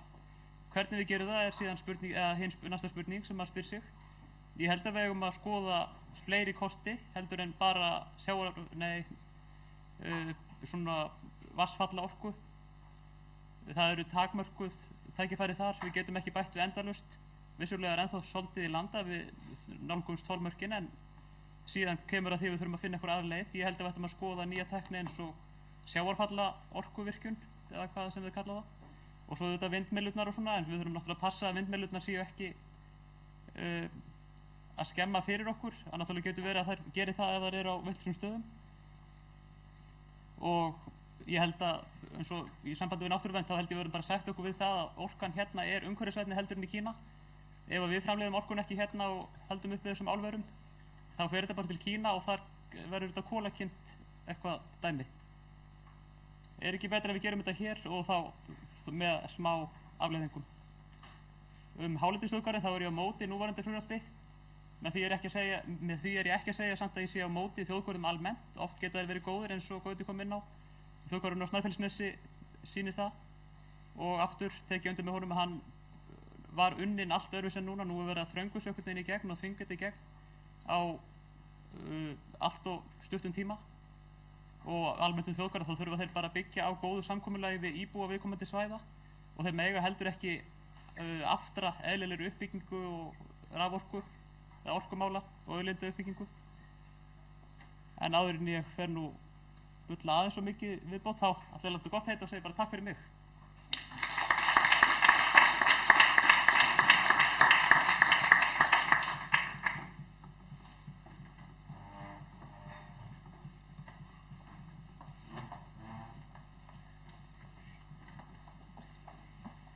Já, ég ætla að byrja á B10. Þetta er einmitt jöfnun á flugvélaeldsneyti, ef við notum það.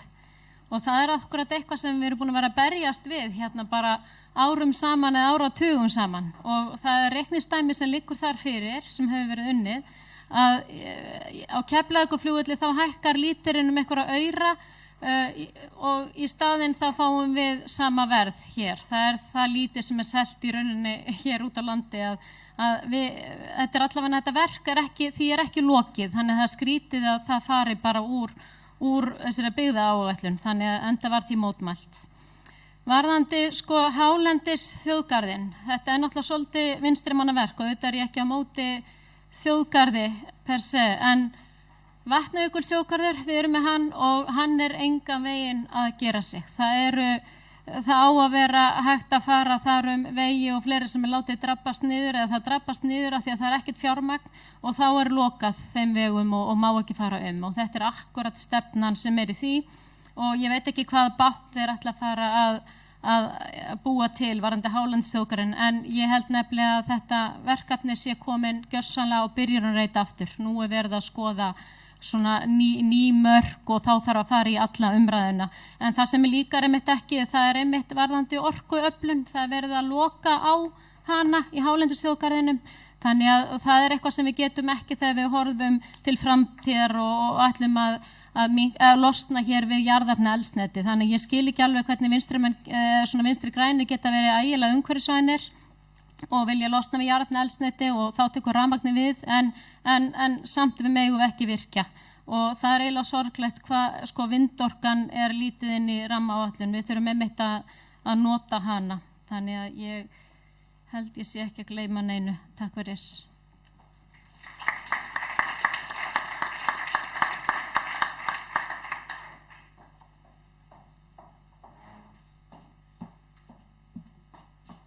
Að labba rösklega til að lengi ekki fundi meira.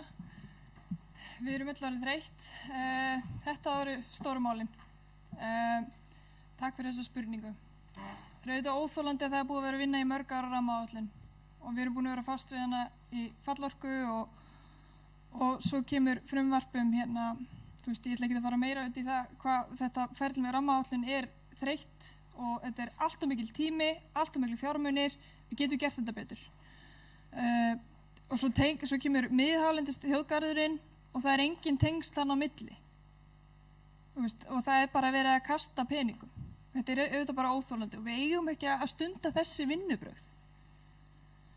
Það sem ég langar í rauninni bara að segja er að græn orka er framtíðin og við eigum að virkja og við eigum að horfa til þess að Ísland er staður þar sem við getum byggt upp græna orku og við getum verið með vetnisframleiðslu og rafhlöðuframleiðslu og ýmislegt annað og gagnaver sem byggð er á grænni orku.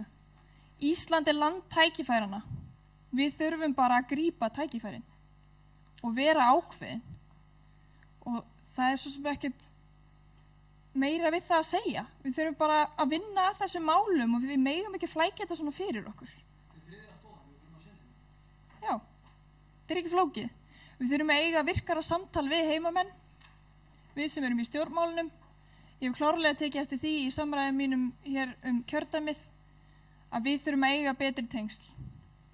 Eins og ég segi landbúnaðarmálin, raforkumálin, samgöngunar. Og ég vil bara opna þráðinn til mín og ef eitthvað brennur á ykkur, þá getið heyrt í mér. Takk fyrir mig í kvöld.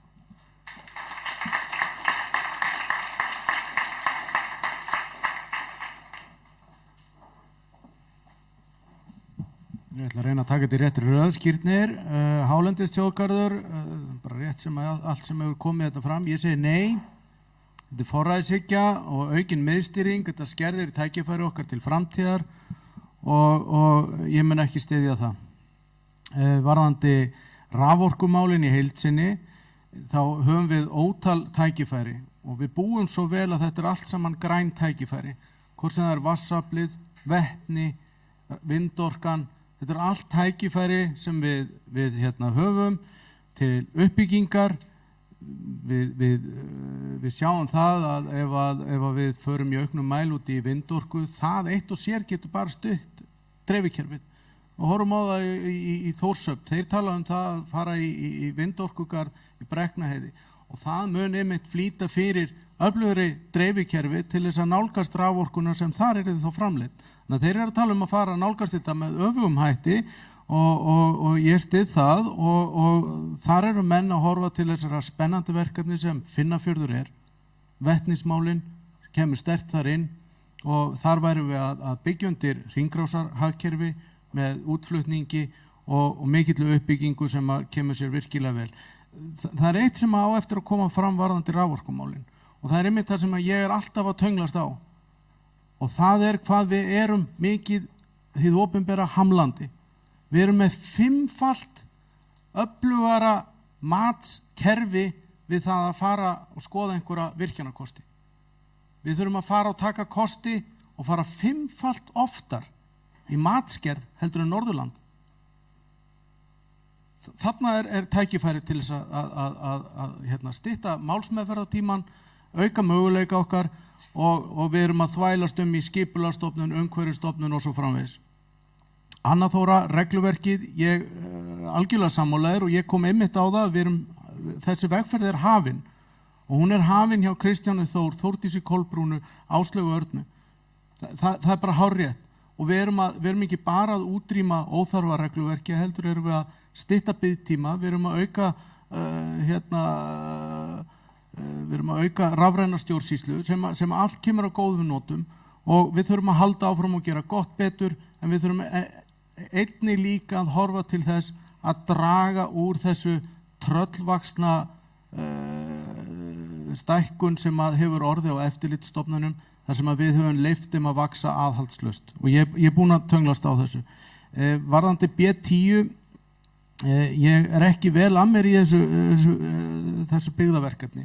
Ég get þó sagt það að ég hef miklu meiri trú á því að atvinnulífið hjálpi okkur í uppbyggingu á millilandaflugvöllunum og hjálpi okkur í uppbyggingu á þeim grunnstóðum. Og einmitt millilandaflugi er svo gott dæmi. Með aukinni notkun á fraktflugi, með aukinni áherslu á fraktflugi og uppbyggingu þess mun einmitt ýta mun hraðar við því að fara í uppbyggingu á flugvöllunum heldur nokkur byggðaverkefni sem við tölum fyrir. Þannig að atvinnulífið og verðmætasköpun er alltaf númer 1, 2 og 3 við að ýta á stað nauðsynlegri uppbyggingu. Framboð og eftirspurn mun svo ráða för það hvernig fólk mun nýta sér millilandaflug til framtíðar. En fraktflug og uppbygging verðmætasköpunar, það er lykilatriðin í því að fara í uppbyggingu á flugvöllunum. Takk.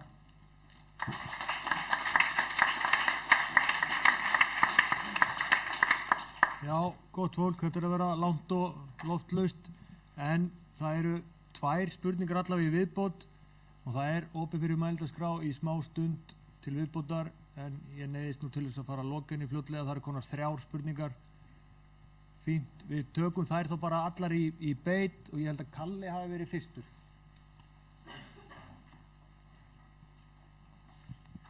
Ágætu frambjóðendur, takk fyrir að sjá ykkur hér. Það er ein smá spurning til ykkar. Sjávarútvegur er mjög stór þáttur í þessum landshluta, þessu kjördæmi. Það hefur ekkert verið rætt hann hér í kvöld. Kvótakerfið er mjög umdeilt, virðist vera þegar að það kemur til umræðu á Alþingi. Hver er ykkar afstaða til núverandi kvótakerfis? Takk.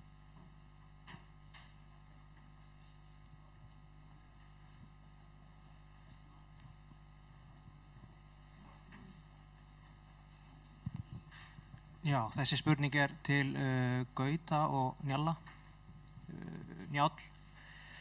Ég ætla að tala eins fílinn hérna sem er búin að vera í herberginu og enginn talar nema bara svona mest 4-5 í hóp.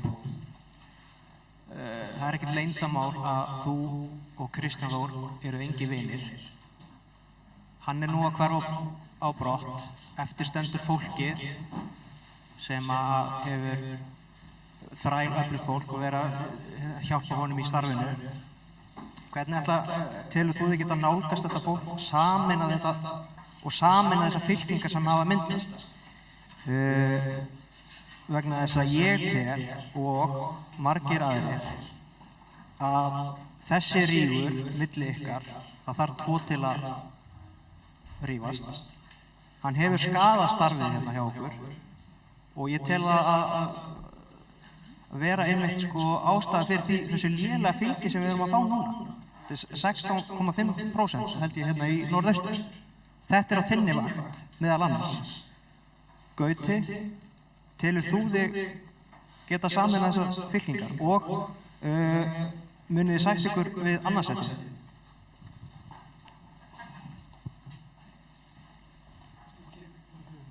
Spurðið spurninguna minni. Já, ok.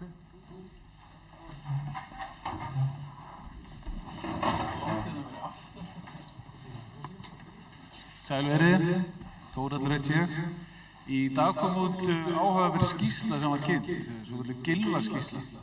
Það kom fram að Framlög til hjúkrunarheimila hafi rýrnað 0,5–1% á síðustu árum. Nú í kjördæminu okkar þetta rekið sem einkarekstur á vegum sveitarfélaga og ríkis. Hver afstaða ykkar til, þetta er tvennslega spurning, hver afstaða ykkar til rekstur hjúkrunarheimila? Á þetta að vera einkarekið á vegum sveitarfélaga eða ríkisins? Og munið þið styðja einhverslags leiðréttingu á fjárheimildum til hjúkrunarheimila? Ef það ekki fleiri spurningar, þá loka ég mælendaskrá en þið fáið að sjálfsögðu tækifæri til þess að bregðast við. Og þetta voru allavega 2 spurningar til ykkar allra. Skulum hafa bara áfram sama háttinn á. Já. Það þá bara til trausti. Þér óhætt að koma hér upp og bregðast við þessu.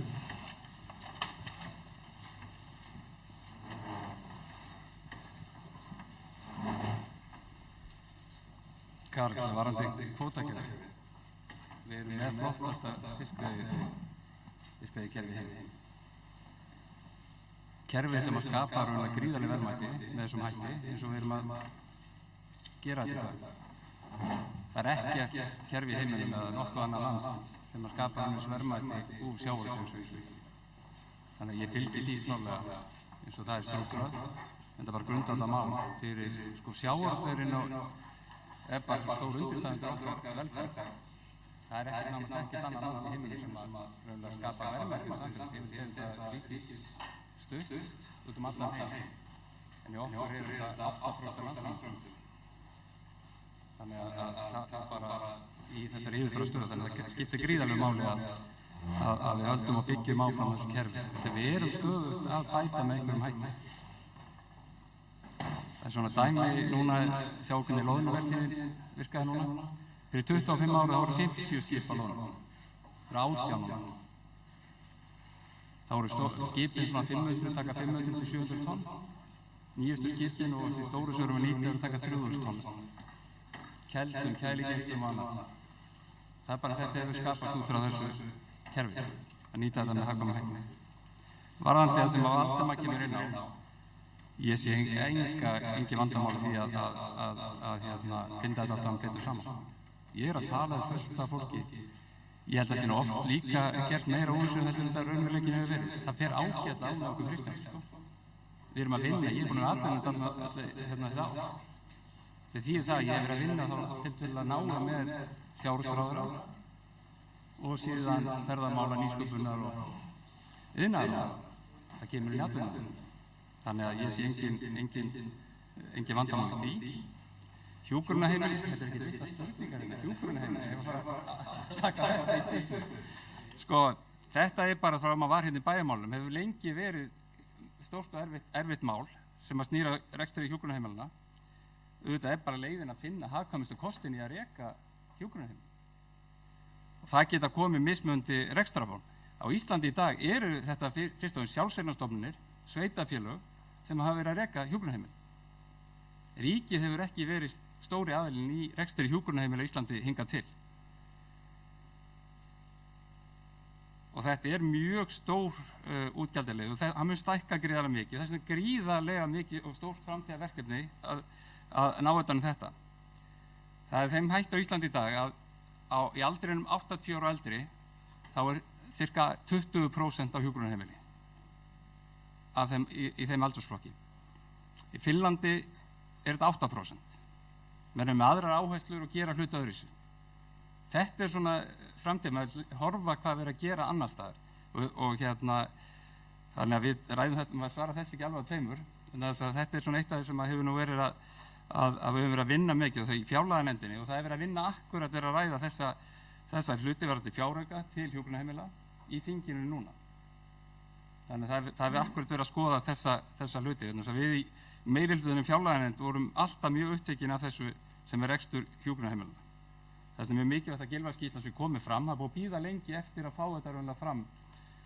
Það er nú þannig í ríkisreksturinu, það vantar svo oft svona alvöru, tölfræði hluti. Það sem búið að greina raunverulega, maður skilur þetta stundum ekki alveg, þú þekkir það Þórhallur, hvernig þetta virkar stundum, en Ég segi þá afstæða til rekstur hjúkrunarheimila, hún skýr. Við finnum besta rekstrarformið, ódýrasta, en við verðum náttúrulega að fjármagna þetta og finna út hvað besta leiðir og við getum ekki með að við mannfjölda spár og aldurs hvernig spárnar eru og hvernig þetta þróast núna. Þið sáum nú bara rétt fyrir það er ekki langt sem við sáum þetta í fréttunum, að það að fjölga alveg stórkostlega í þessum elsta flokki. Við erum ennþá tiltölulega ung þjóð. Við erum 10 árum yngri sem Þjóðverjar. Við erum með meðalaldur svona 37 ár með Þjóðverjar 47 ára meðalaldur.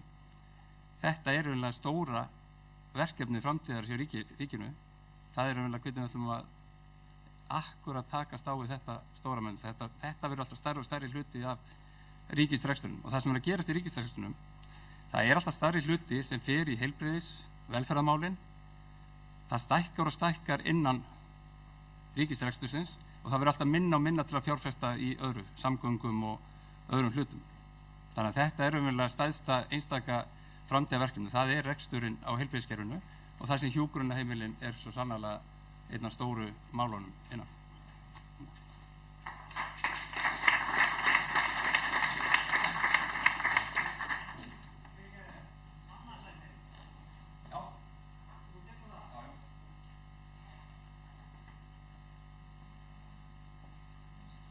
Ég tek við þriðja. En já, þetta er bara uppistand. En með sjávarútveginn, kvótakerfið er búið að sinna okkur rosalega vel. Ef við myndum einhvern tímann gera breytingar á því, þá þarf að gera það á mjög löngum tíma með miklum fyrirvörum, helst í tugum ára. Það er að ræða einhverjar prósentur upp og niður varðandi auðlindagjöld, en við bara eigum að reyna að halda fram að gera það sem gott er. Síðan og hjúkrunarheimilin, ég ætlum að geta eyða miklum tíma af þeim sem tala töluvert lengur en ég, en við þurfum að hafa hraðar hendur því að við erum að eldast rosalega hratt. Þetta kemur mjög hratt í baki á okkur og við verðum að búin að vera undirbúa það áður en það kemur. Þannig að takk fyrir. Og takk fyrir í kvöld.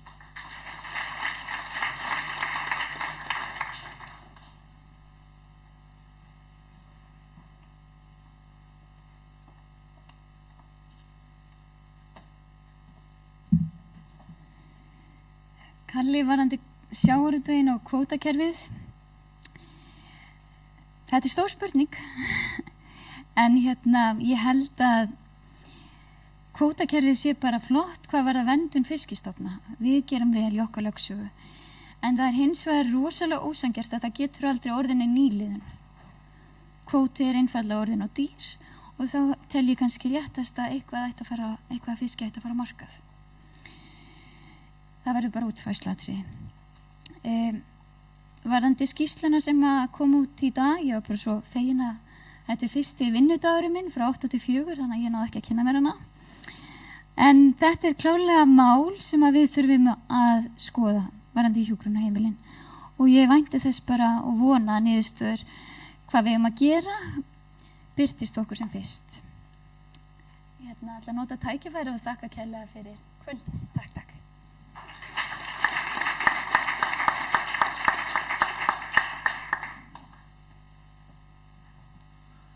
Kalli, varðandi í kvótakerfið, það er alveg hreint og klart mál að það hefur verið gott og slæmt fyrir þessum byggðarlög.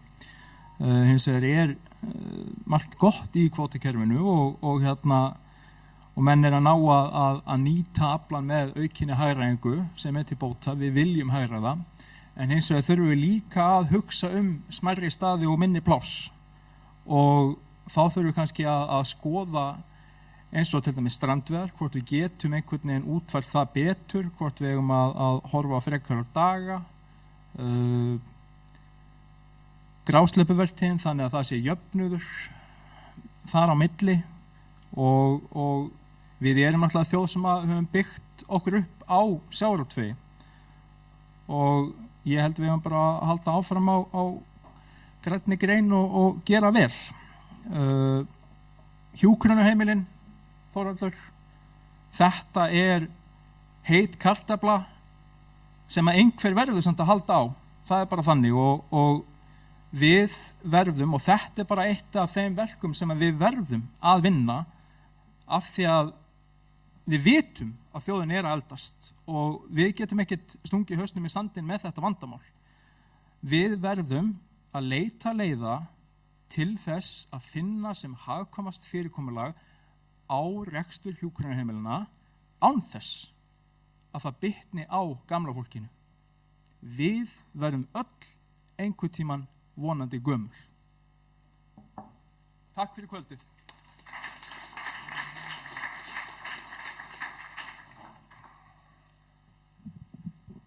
Já,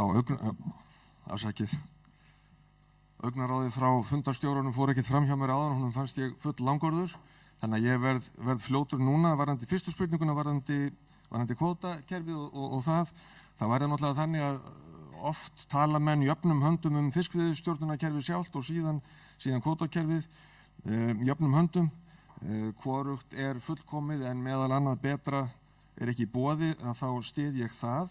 Varðandi hjúkrunarheimilin, þá komum við aftur að þessu með verðmætasköpunina. Að öllu óbreyttu lítur út fyrir að hlutfallslega stærri hópur fólks þurfi á þessari þjónustu að halda í framtíðinni heldur en hefur verið og það kemur til með að vera fjármagnað af hlutfallslega minni hóp heldur en hefur verið fram til þessa. Við þessu þarf að bregðast með aukinni verðmætasköpun eins og okkur hefur nú orðið tíðrætt hér. Það er líka eftirtektarvert að ræða það í þessu samhengi að þegar við erum að ræða heilbrigðismál þá er þetta oft dálítið hvítt og svart. Það er alltaf hvort annað eða ekki. Ég vek athygli á því að margar þær stofnanir innan heilbrigðiskerfisins sem hafa verið raknar áratugum saman og hafa gengið vel eru það stórum hluta til einkareknar. Reykjalundur, heilsuhæli í Hveragerði, nuttarar, tannlæknar. Þetta er allt saman einkarekstur. Þannig að það er ekki rétt að stilla þessu alltaf upp svona sem svörtu og hvítu. Og síðan þarna í lokin varðandi sætið. Ég býð mig fram í fyrsta sætið og sækist eftir því. Verði niðurstaðan önnur, þá kem ég til með að taka afstöðu til þess þegar þar að kemur. Umræður hér fylkingar áðan eru mér ókunnar og nýjar því að ég náttúrulega tilheyri ekki neinni fylkingu. En það sem ég get hins vegar sagt er að síðast þegar ég vissi þá var fylgi Sjálfstæðisflokksins í kjördæminu rétt rúm 16%, sem er ekki ásættanlegt í neinum veruleika. Og þetta er út af svollu.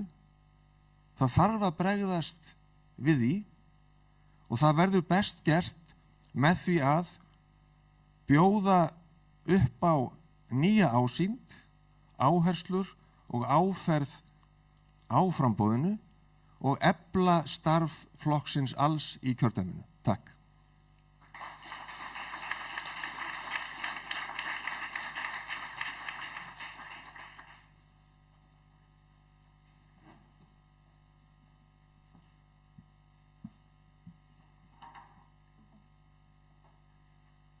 Já, við byrjum að sjávarútveginum. Ég held að við getum allir verið sammála það að kvótakerfið er mjög umdeilt og við getum líka verið sammála það að það er ekki gallalaust. Og það er til dæmis, ef maður hugsa út í það, hver er til dæmis sanngirnin í því að fyrir mörgum árum, löngu áður en ég fæddist, þá fengu ykkur kallar á fyrirtæki, úthlutuðum kvóta sem að þeir geta núna ráðstafa sjálfir. Nú er hann svo dýr að ég gæti ekki ákveðið að fara út í svona rekstur. Ég gæti ekki keypt kvóta. Þannig að ég held að þurfa að skoða eitthvað leiðir eins og það til dæmis að bjóða hann út á nokkur áratuga fresti eða eitthvað til að þetta sé ekki svona ósanngjarnt. En að þessu sögðu þá verður nú samt að taka það fram að ég vil alls ekki fyrir að kollvarpa þessu kerfi. Kerfið hefur sýnt að það er að mörgu leyti mjög gott og það er að passa að við séum ekki að ofnýta þessa auðlind sem fiskurinn er. Og ég vil alls ekki sjá eitthvað svona eins og Samfylkingin er að leggja til, bara til að hafa það á hreinu. En varðandi hjúkrunarheimilin þá er ég ekki búinn að mynda mér skoðun á því hvernig ég hátta þessum leiðréttingum á fjármagni og eitthvað svoleiðis. Ég læt öðrum það eftir. En heldur við þurfum til dæmis að horfa bara á kosti svona almennt hjúkrunarheimili, þá heldur við þurfum bara að passa upp á að einmitt hugsa út í það að við erum að fara að verða miklu eldri, miklu fleiri og það eru miklu færri að fara að sjá fyrir okkur. Þá þurfum við að horfa til valkosta eins og heimahjúkrunar í auknum mæli. Ég held að gamalt fólk vilji oft á tíðum bara vera eins lengi heima hægt er. Og það getur oft verið ódýrar, þannig við þurfum bara að skoða þetta allt. Ég er ekki með svörin á hreinu því miður. En ef ég væri það, þá væri ég örugglega ekki hér. Þá væri ég örugglega í heilbrigðisráðuneytinu á yfirvinnukaupi. En ég segi þetta bara gott í kvöld og þakka fyrir góðan fund. Við erum nú að vera komin hérna, rúman klukktíma yfir áætluð fundarlok, þannig að ég leyfi næsta að koma af stað. Takk fyrir.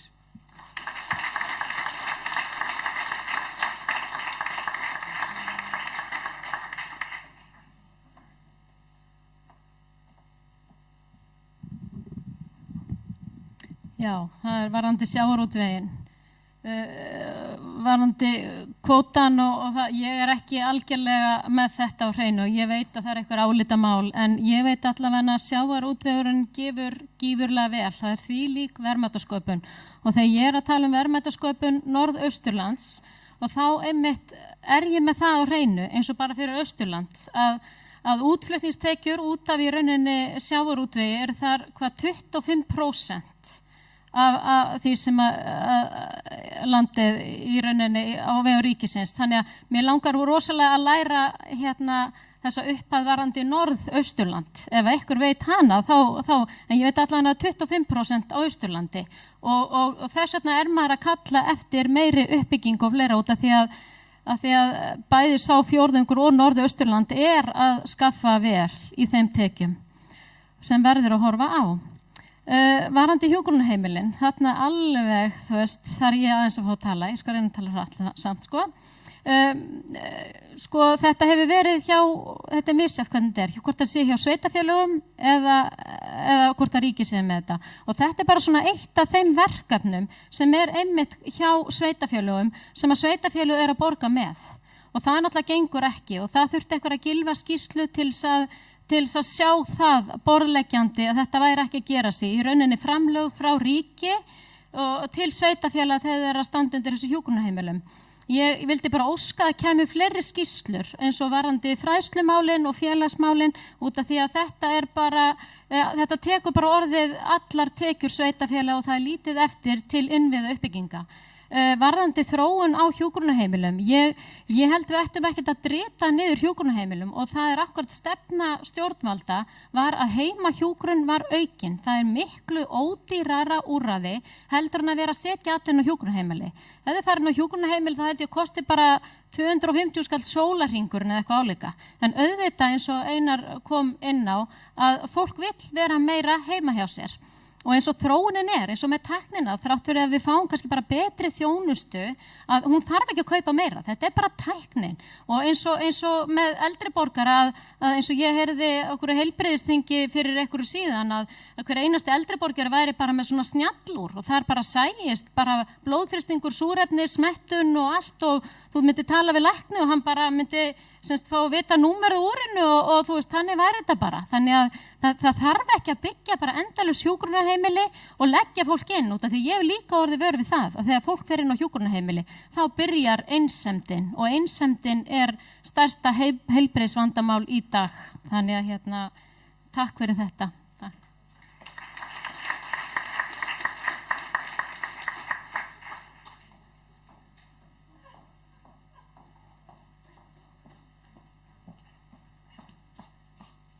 Ég reyndi mjög samviskusamlega að loka fundinum áðan, það gekk ekki alveg. Stjórnvöld hafa kvótakerfið þetta í stöðugri þróun í samræði við vísindamenn og svo með því að miði að vernda auðlind hafsins og svo við getum notað hana með ákomna tíð. En við þurfum auðvitað að hafa það í huga að Ísland er eitt af þeim fáu löndum sem er að skila einhverjum hagnaði í þessari grein og fer þá auðvitað beint inn í kassan. Og það verður þó þessi fjárfesting í greininni sem að skiptir auðvitað bara lykilmáli. Ég ætla ekki að segja mikið meira kvótakerfi, við getum rætt það síðar, Kalli. Varðandi hjúkrunarheimilin, það er kannski það sársaukafyllsta við þetta ríkisstjórnarsamstarf er heilbrigðisráðuneytið og aðförin gagnvart einkaframtakinu og einkarekstri og einkavæðingunni. Við vitum það og við þekkjum það út frá bara heilsugæslunni að því þú varst að tala rekstrarforminn Þórhallur, að þjónustan eykst í einkavæðingunni og gæðin aukast. Það fara að hugsa meira út í hverja einustu krónu. Þannig auðvitað eigum við að líta auknu leyti til þessara hluta í heilbrigðisþjónustunni bara almennt. Og auðvitað eigum við að reyna að gera fólki kleift sem vilja búa heima eins lengi og þau geta. Við þurfum að nálgast þessi máli þetta bara mannúðlegri máta af því að við erum að eldast mjög hratt. En við þurfum líka að fara að fjölga okkur hraðar til þess að sinna öllu þessu fólki. Þannig að ég ætla að reyna einhvern tímann að leggja mig fram við það. Takk fyrir í kvöld.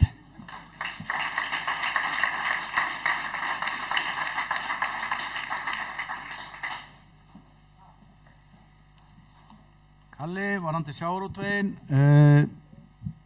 við eigum að vera stolt af íslensku sjávarútvegi og ég styð enga kollvörpun á því kerfi sem að hefur gefið íslensku þjóðfélagi gríðarleg verðmæti og hefur stuðlað að þeirri uppbyggingu sem hefur átt sér stað í íslensku þjóðfélagi áranna ás. Þannig að við getum bara hort til alþjóðlegs samanburðar í þeim efnum. Þannig að við eigum að tala með stolti fyrir íslenskun sjávarútvegi og ég mun aldrei styðja neina kollvörpun á því kerfi sem að hefur vegnað svo vel. Varðandi hjúkrunarheimilin, Þórhallur, Svandís Svavarsdóttir heilbrigðisráðherra að kosta okkur það að við erum að glutra tækifærum sem að við fáum jafnvel aldrei aftur. Einkarekstur hvað var það, öldrunarheimilin, þar sem það eru best reknu hjúkrunarheimili landsins. Við erum með öldrunarþjónustu Akureyrarbæjar eins og hún var hér, sem gott dæmi mjög framsækna þjónustu við sveitarfélagsins.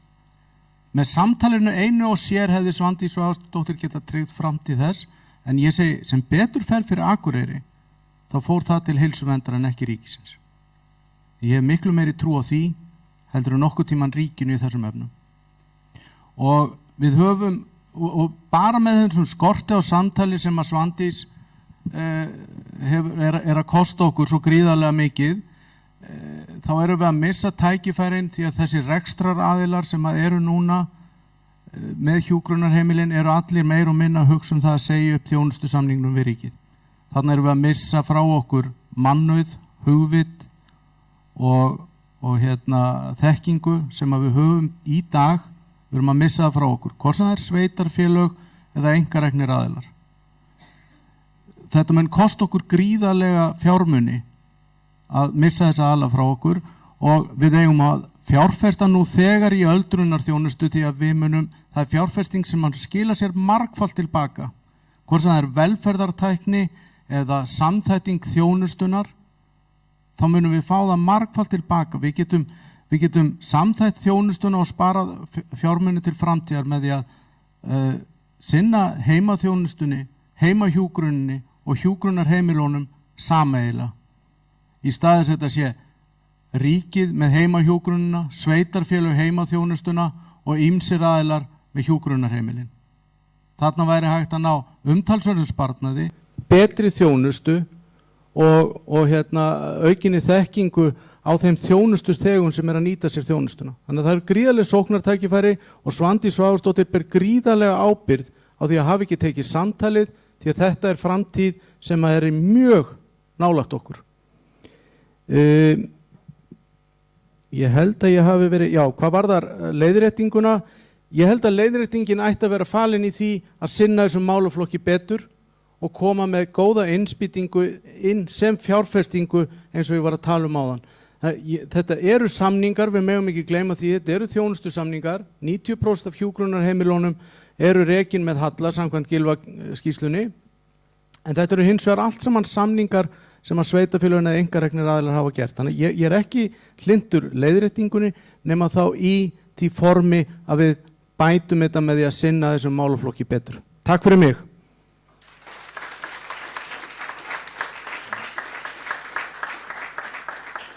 Gott fólk, þá held ég sem bara komin á leiðarenda. Ég hef lokið mínu hlutverki og þakka fyrir mig. Kristinn Frímann Árnason formaður kjördæmisráðs, ætlar að segja nokkur orð og slíta fundi. Takk.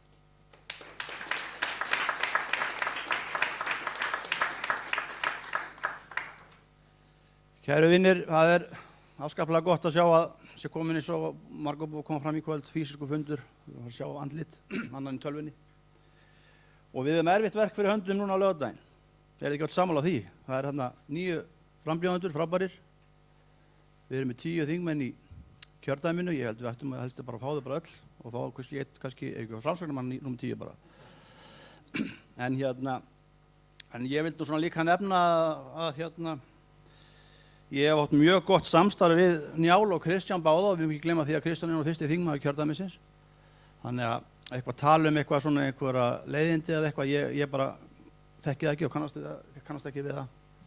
Og ég er líka góðu samstarfi við forystu flokksins og ég hef ekki heyrt neitt sem að hallar á þeirra samstarfi mitt eða neitt. Þannig ég hveti ykkur bara til þess að vera ekkert kannski að vera að taka þátt í svona umræðu og tala ekki með eins og vera að benda núna að samherji sé eitthvað stjórn einhverju. Þetta er bara, ég tel mig svona að vera áhrifamann innan flokksins hér í kjördæminu en ég hef bara ekki heyrt neitt og enginn hringdi mig, ekki svona í fjölmiðla sem betur fer. Þannig að ég kannski ekki áhrifamaður kannski þá eftir allt saman. En þetta er orðið gott í kvöld og ég vil bara endilega sjá okkur sem flest á kjördag á laugardaginn og svo bara á endurinn bara þakka honum Sjálfstæðisfélagið Akureyrar að halda þennan fund. Jóhann Tölvinni formaður bara okkar tæknitröll í allan vetur, góði tímanum, Ásgeir fyrir fundastjórn og ykkur bara fyrir frábæra framgöngu núna í framboðsmálum. Bara góða nótt, takk fyrir mig.